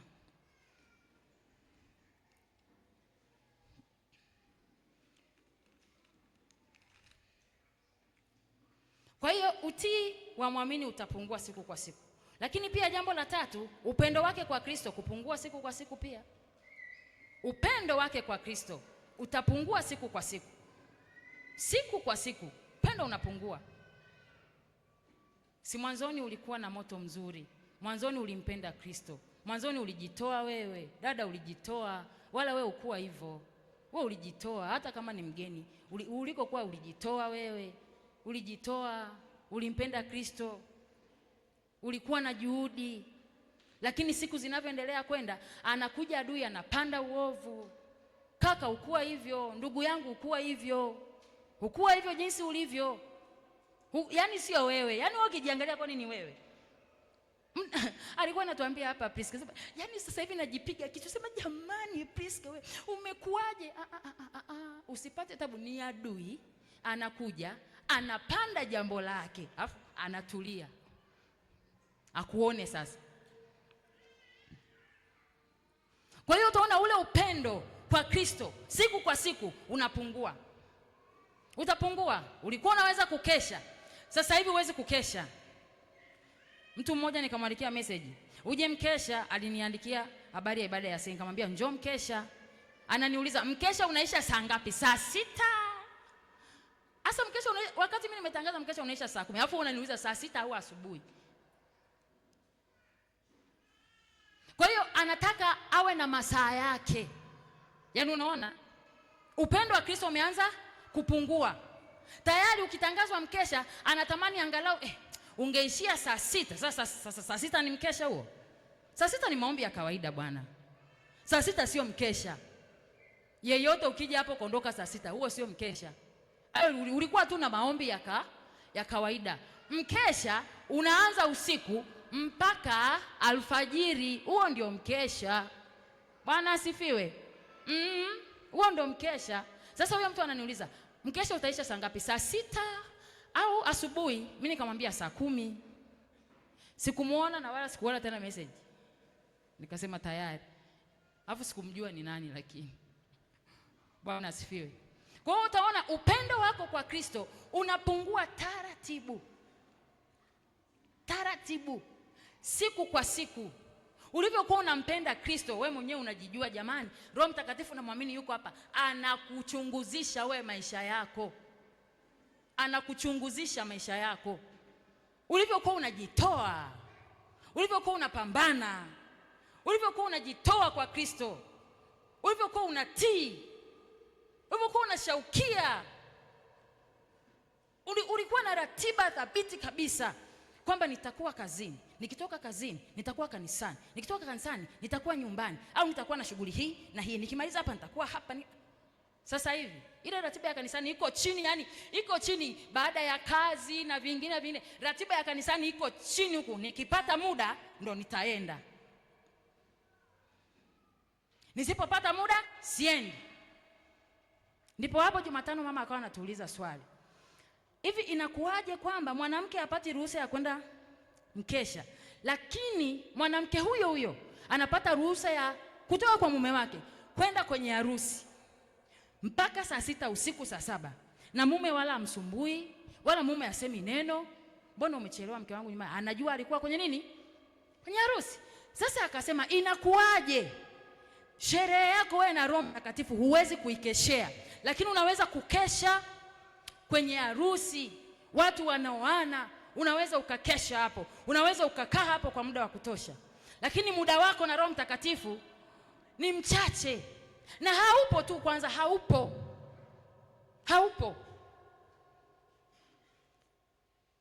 Bwana atusaidie kanisa.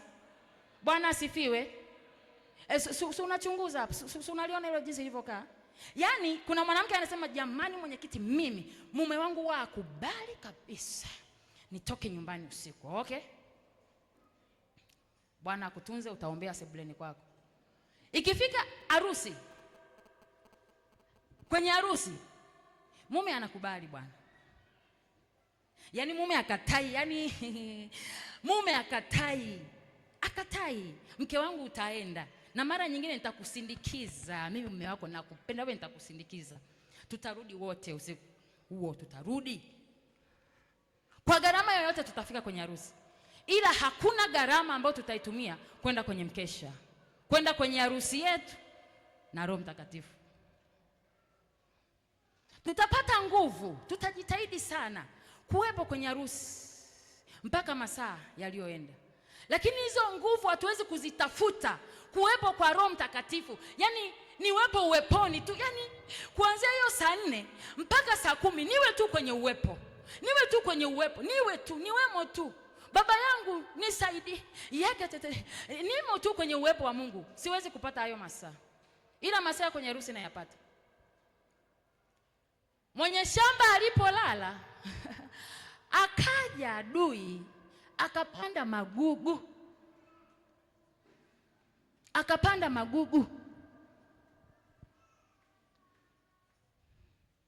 Kwa utaona hapo, unajitathmini, hili eneo hili, ni kweli, ni kweli mimi napataga fursa nyingi za kutoka out.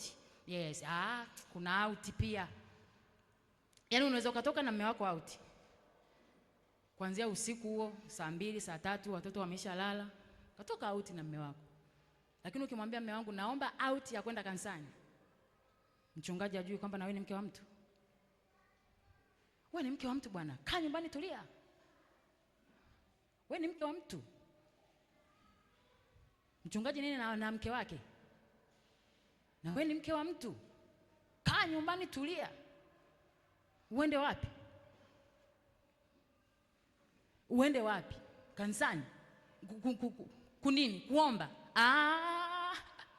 Jamani, wanawake siku hizi hawana hekima. Anaweza kumwacha mume wake kitandani akaenda kuomba. Lakini zile hekima tukizitafuta kwenye harusi ndizo ziko nyingi, zimejaa pale. Yaani mke wangu bwana akienda kwenye harusi ndio hekima. Ila akija kwa Roho Mtakatifu hapo hamna hekima. Hapo hamna hekima, lala hapa wewe.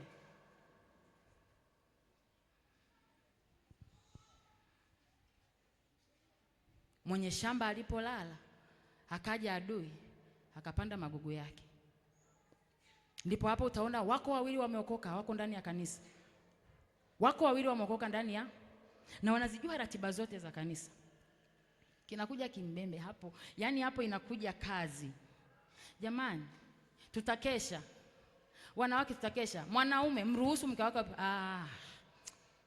na umelala naye kuanzia mwezi wa kwanza, tarehe 1 mpaka tarehe 30. Leo anakwenda mkeshani siku hii. Tena sio siku, masaa bwana. Masaa sio siku. Kwani unakuaga hapa kuanzia asubuhi mpaka asubuhi yake? Masaa. Nakupa sababu. Bwana unajua. Sasa mimi watu wa namna hiyo siku hizi sipati nao tabu. Maana kiukweli namshukuru Mungu kwamba kwa hatua alionipa kwenye wokovu amenipa pia kustahimili. Yaani naweza nikakuona unafanya sivyo na nisikusemeshe. Labda mpaka niwe mpaka nafanyaje?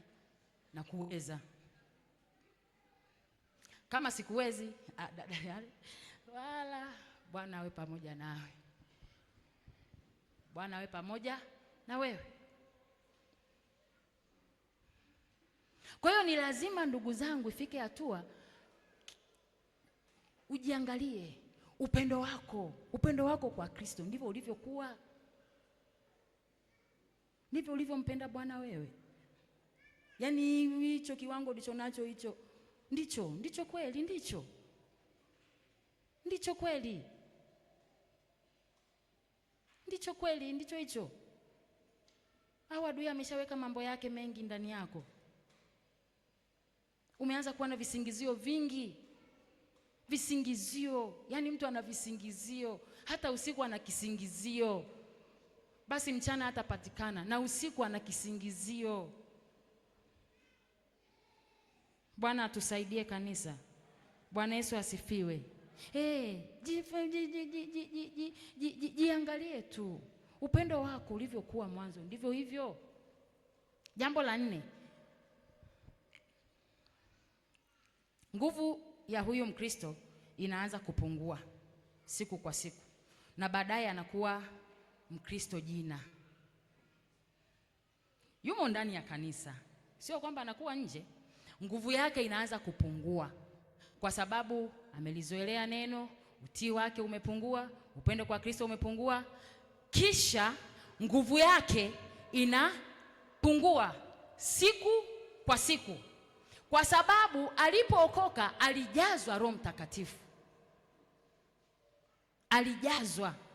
Ndio maana hapo kwenye kitabu cha Matendo ya Mitume, hapo mwanzoni anasema mtapokea nguvu akiisha kuwajilia juu yenu Roho, mtapokea nguvu. Kwa hiyo nguvu ya kumsaidia huyu mtu kustahimili kwenye Ukristo inaanza kupungua. Kinachotusaidia kustahimili kwenye Ukristo ni nguvu ya Roho Mtakatifu. Kama nguvu yako kama kule juu uliona huwezi kutii, ukalizoelea neno, upendo kwa Kristo ukapungua, na mambo mengine hapo katikati mengi yakakupata, ukapatwa na dhoruba, ukapatwa na nini, vingi vikakupata. Nguvu yako taratibu inashuka, inapungua.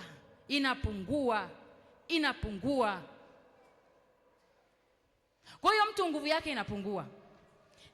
Wakati niko hapa, Roho Mtakatifu akanipeleka moja kwa moja kwa Samsoni. Hebu tumuone Samsoni kwenye sura ya 16 Waamuzi. Waamuzi ile sura ya 16. Uone namna ambavyo Samsoni anakuwa hapo na namna gani nguvu yake inapungua hapo.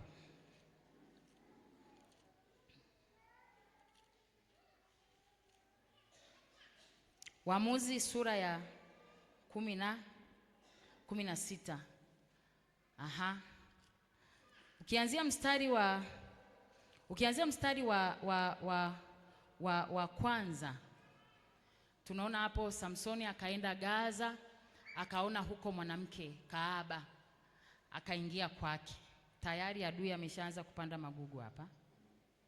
Bwana asifiwe. Yaani hapa tayari adui ameanza kupanda magugu. Alipoenda Gaza akamwona mwanamke kahaba. Anajua kabisa. Sio Samsoni, unajua alikuwa na nguvu nyingi. Kwa hiyo alijua kabisa huyu mwanamke ni kahaba na nikienda kwake kuna vitu nitapoteza. Lakini neno linasema akaingia kwake. Mstari wa pili. Watu wa Gaza wakaambiwa ya kwamba huyo Samsoni amekuja huku. Wakamzingira, wakamvizia usiku kucha penye lango la mji. Wakamvizia, wakamzingira. Ndipo hapo mwenye shamba alipolala, alipokwenda tu kulala, tayari adui anamzingira hapo. Yaani leo hii tutampata huyu. Yaani huyu Karungu amelala sasa, ana mwezi tunampata, yaani mpaka tumpate. Wakamvizia, wakamzingira, wakamvizia usiku kucha penye lango la mji. Wakanyamaza kimya usiku kucha wakisema, na tungoje mpaka mapambazuko ndipo tutamuua. Namba 3. Basi Samsoni akalala hata usiku wa manane. Akalala hata usiku wa manane. Akaondoka katikati ya usiku, akaishika milango ya lango la mji na miimo yake miwili, akaing'oa pamoja na komeo lake, akajitwika mabegani, akavichukua hata kile cha mlima ule unaokabili Hebroni. Angalia nguvu alizokuwa nazo Samsoni. Yaani lango la mji, Samsoni anakwenda analinyanyua tu, anaenda analiweka kilimani, anarudi anaendelea na mambo yake. Twende mstari wa 4. Ikawa baada ya hayo akampenda mwanamke mmoja katika bonde la Soreki, jina lake akiitwa Delila. Nao wakuu wa Wafilisti wakamwendea wakamwambia, mbembeleze upate kujua asili ya nguvu nyingi. Mbembeleze upate kujua asili ya nguvu zake nyingi. Muona adui alivyo na mbinu. Anatafutiwa kahaba. Maana unajua mwanaume kwa mwanamke, hasa kahaba hajiwezi.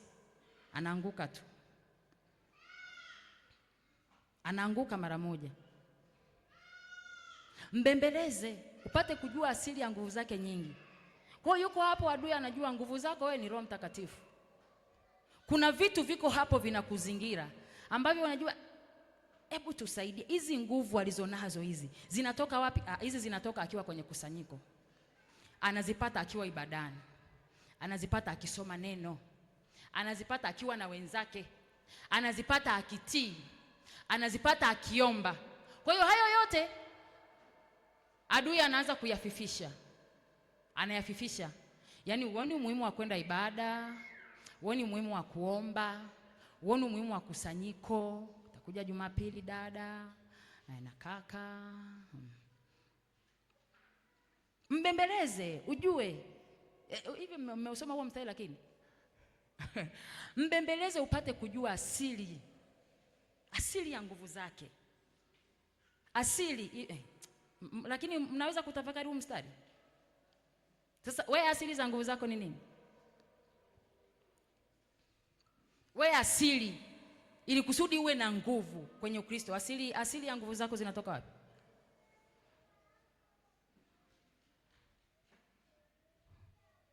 Zatoka wapi?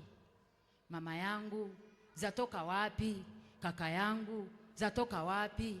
Binti yangu, nguvu zako zinatoka wapi? Asili yake ni ipi? Asili yake ni ipi? Chanzo chake ni kipi? Anaendelea mstari wa 5 anasema, mbembeleze upate kujua asili ya nguvu zake nyingi na jinsi utakavyoweza kumshinda, tupate kumfunga na kumtesa. Yaani lengo la adui kutumaliza nguvu ni kutufunga kisha afanyeje? Atutese. Ndipo hapo utaona una struggle sana na maisha. Yaani wewe utapambana wewe. Nini? Umeacha chanzo cha nguvu yako. Umesahau asili za nguvu zako. Umezisahau, umeziacha. Anaendelea anasema, jinsi tutakavyoweza kumshinda, tupate kumfunga na kumtesa. Nasi tutakupa kila mtu fedha 1000. Tutakupa kila mtu fedha 1100. Fedha 1100.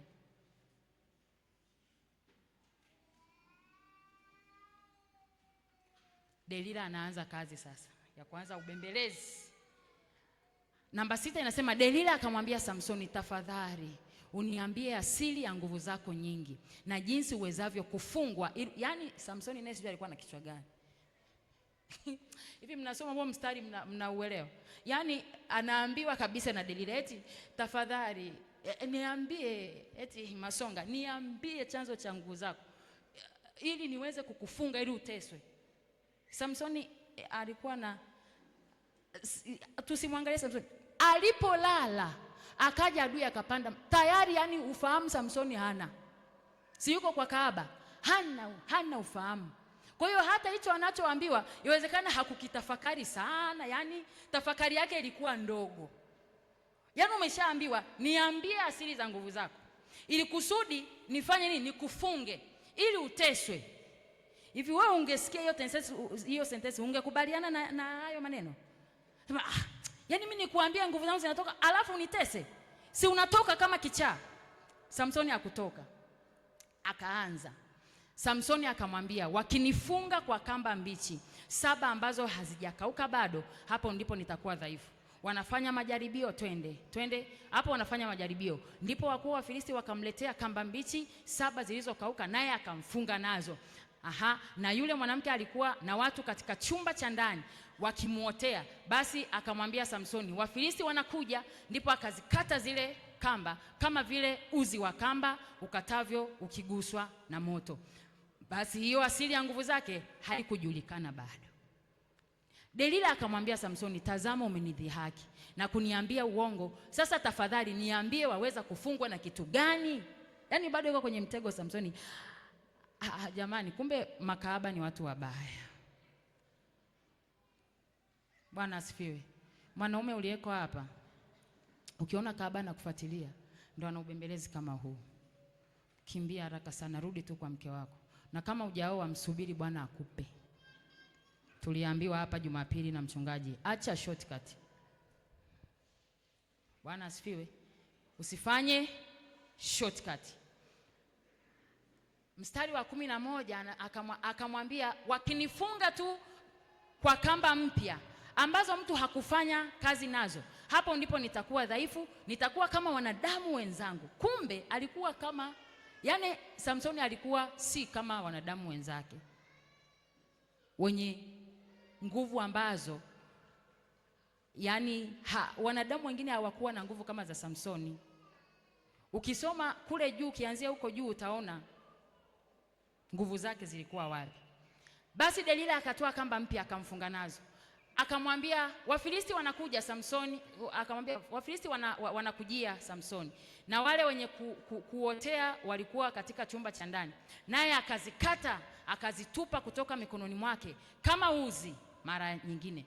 Delila akamwambia Samsoni, hata sasa umenidhihaki. Bado kahaba anambembeleza. Yaani mpaka useme, wanasema Waswahili. Mpaka useme. Nguvu zako mpaka uziseme. Umeniambia maneno ya uongo. Niambie sasa waweza kufungwa na kitu gani? Jamani, kumbe adui akipanda magugu anakubembeleza mpaka unarudi nyuma kabisa. Yaani mpaka unaingia kwenye laini.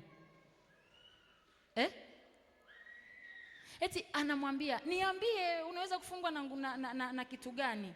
Ili kusudi tu iwe nini? Ili uteswe. Mimi natamani uteswe. Yaani huyu kahaba amekwenda kwa Samsoni na kuna vitu alikuwa anapata kutoka kwa Samsoni. Kama ni kutunzwa, alikuwa anatunzwa. Lakini lengo lake alikuwa kutunzwa. Lengo lake haikuwa hicho ambacho tunakifikiria. Lengo lake ilikuwa ni kuhakikisha kwamba Samsoni anaangamizwa.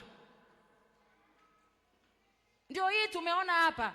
Ni kwa nini adui anapanda magugu ndani ya kanisa? Yaani adui amekusudia nini ndani ya kanisa? Ili kusudi hao watu wote ambao watapandiwa magugu waende naye motoni. Waende naye.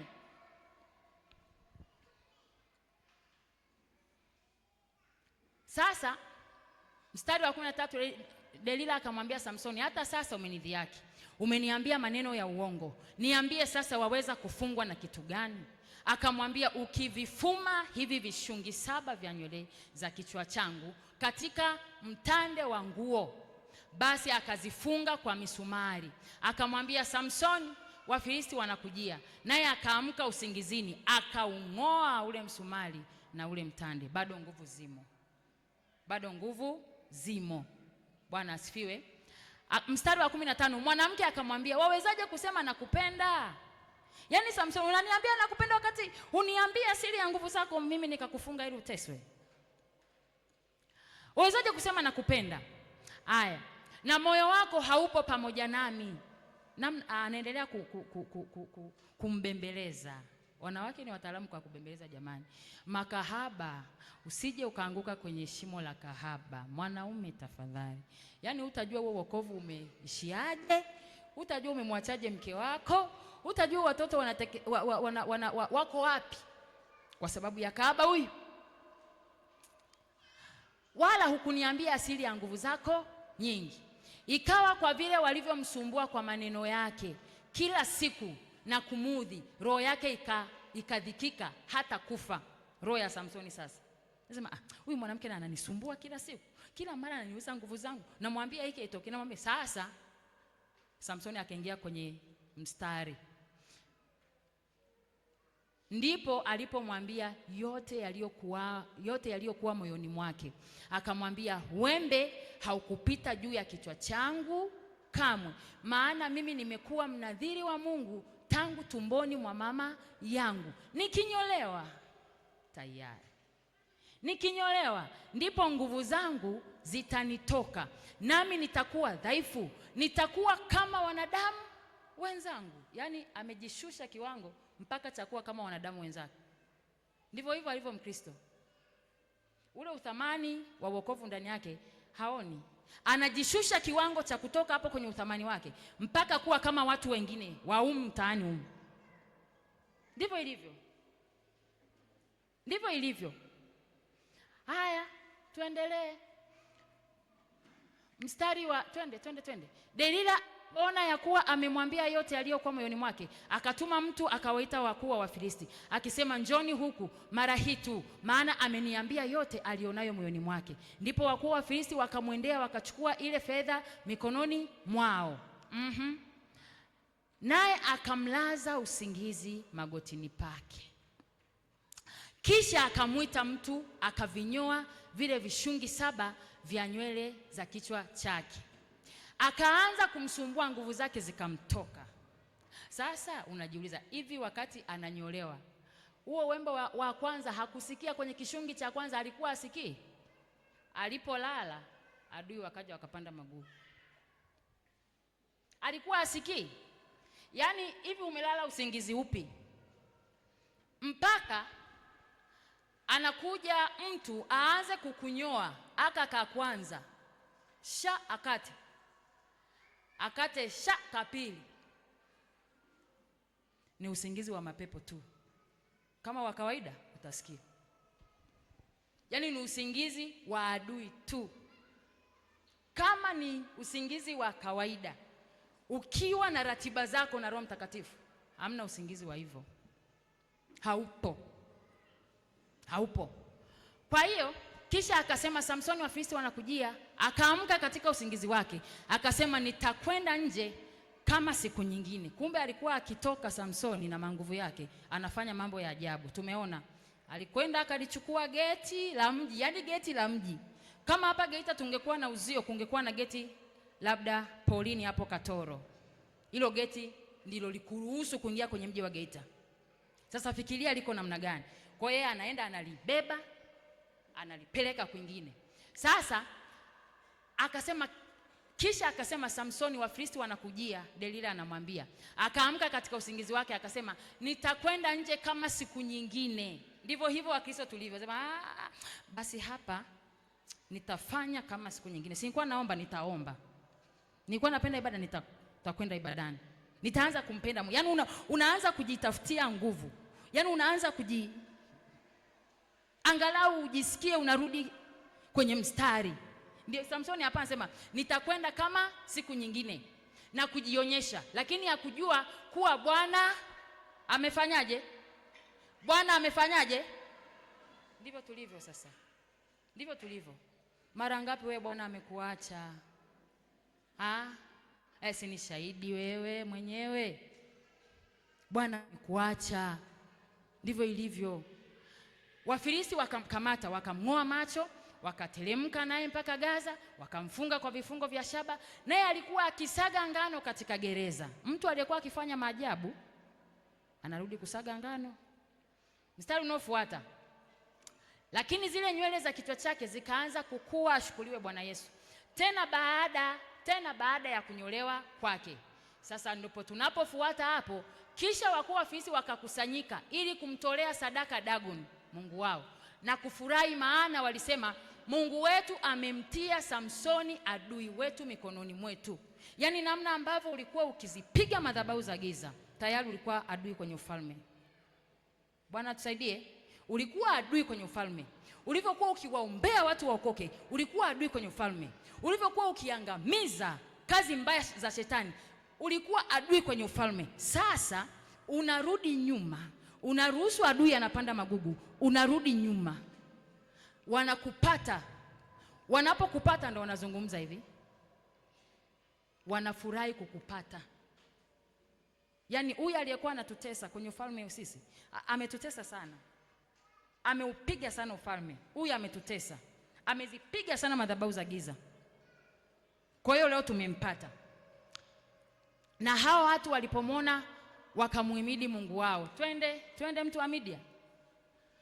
Wakamuhimidi Mungu wao, maana walisema, Mungu wetu amemtia mikononi mwetu huyu adui wetu aliyeharibu nchi yetu na kuwaua watu wengi miongoni mwetu.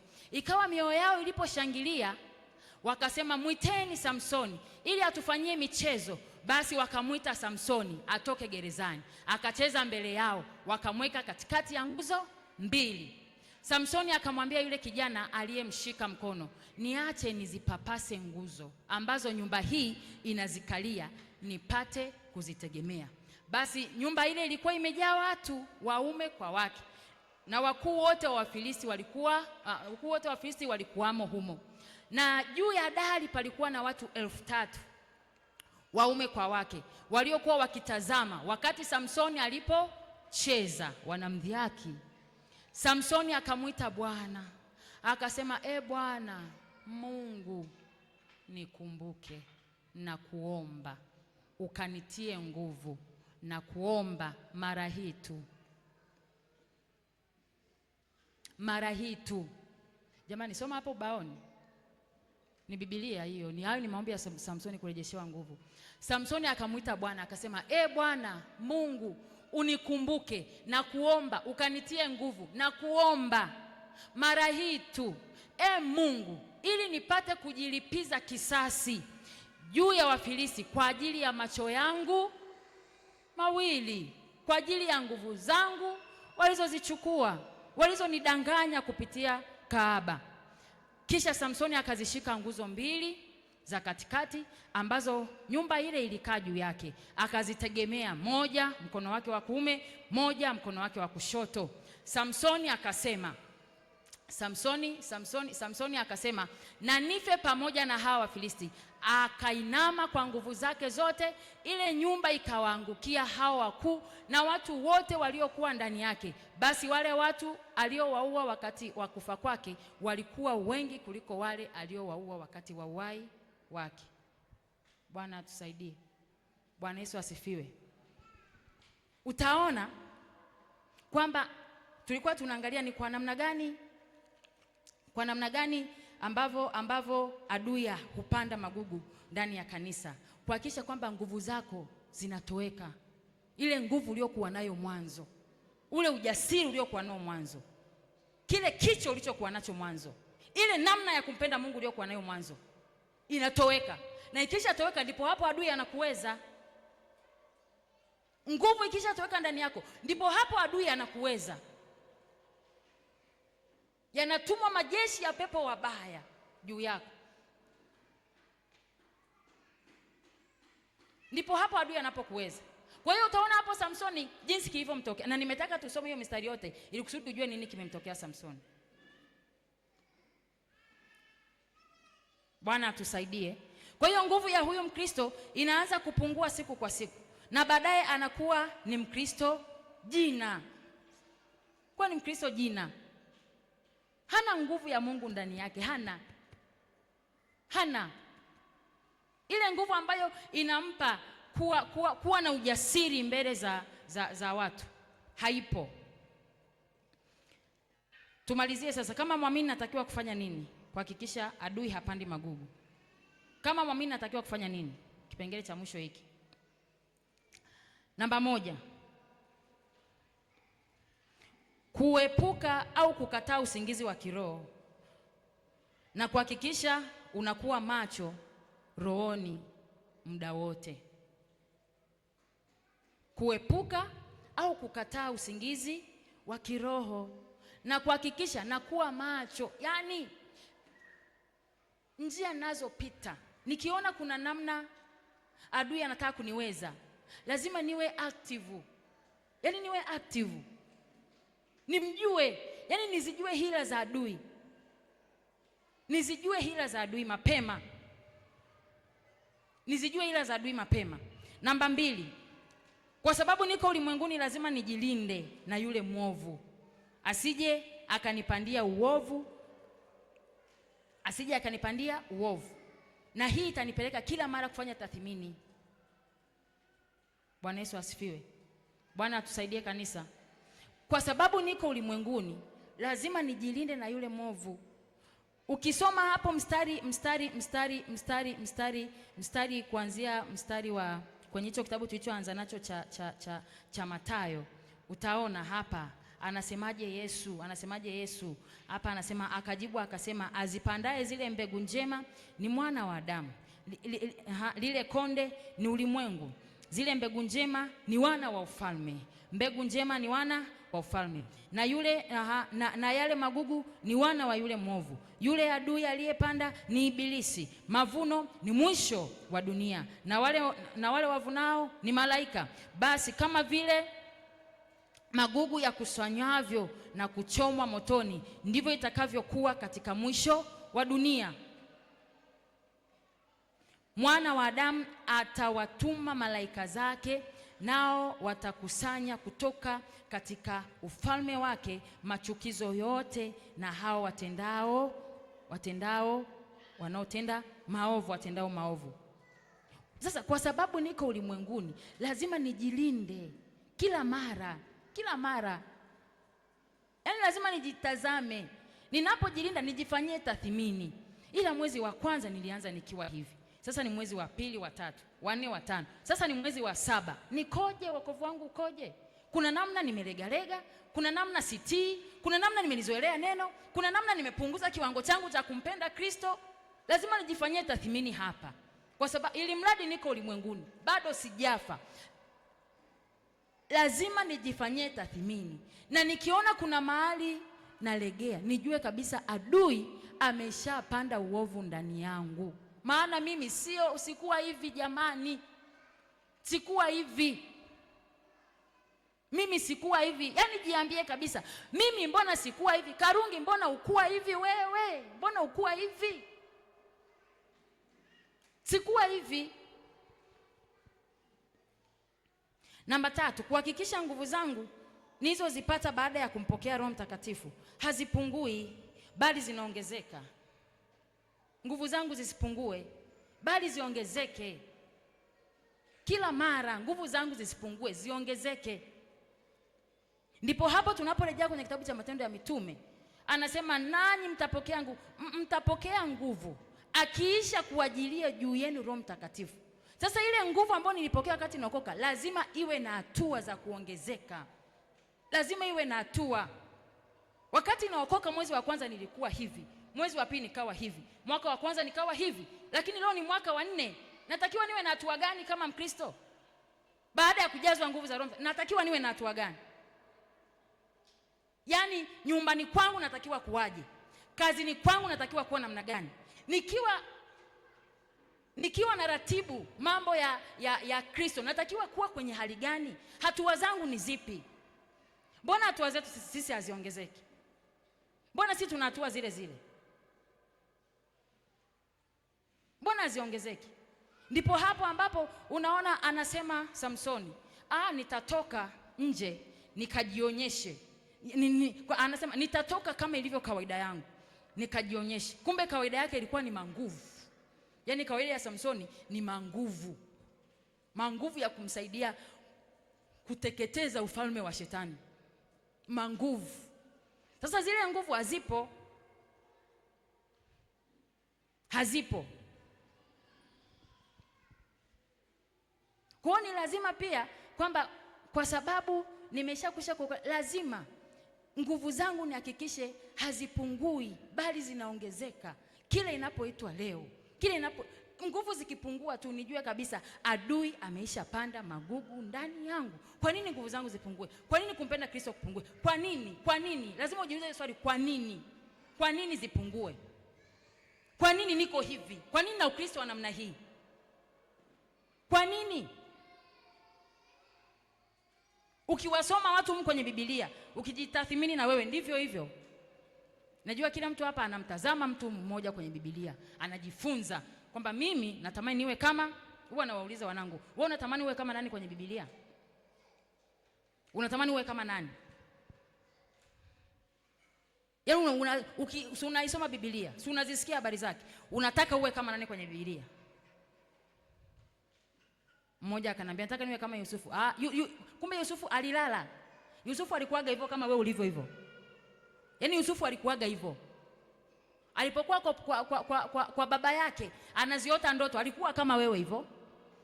Mzembe, mbivu, hatii, asikii, afanyi chochote. Ndivyo alipokuwa Yusufu ukimuuliza Yusufu unaona ameanza sasa kujitafakari, anajirejesha mwenyewe. Bwana Yesu atusaidie. Tusimame.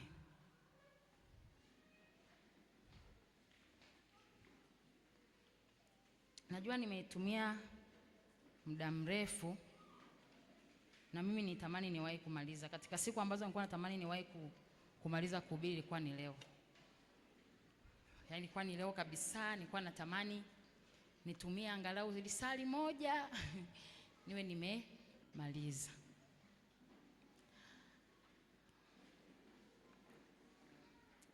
Kuna mahali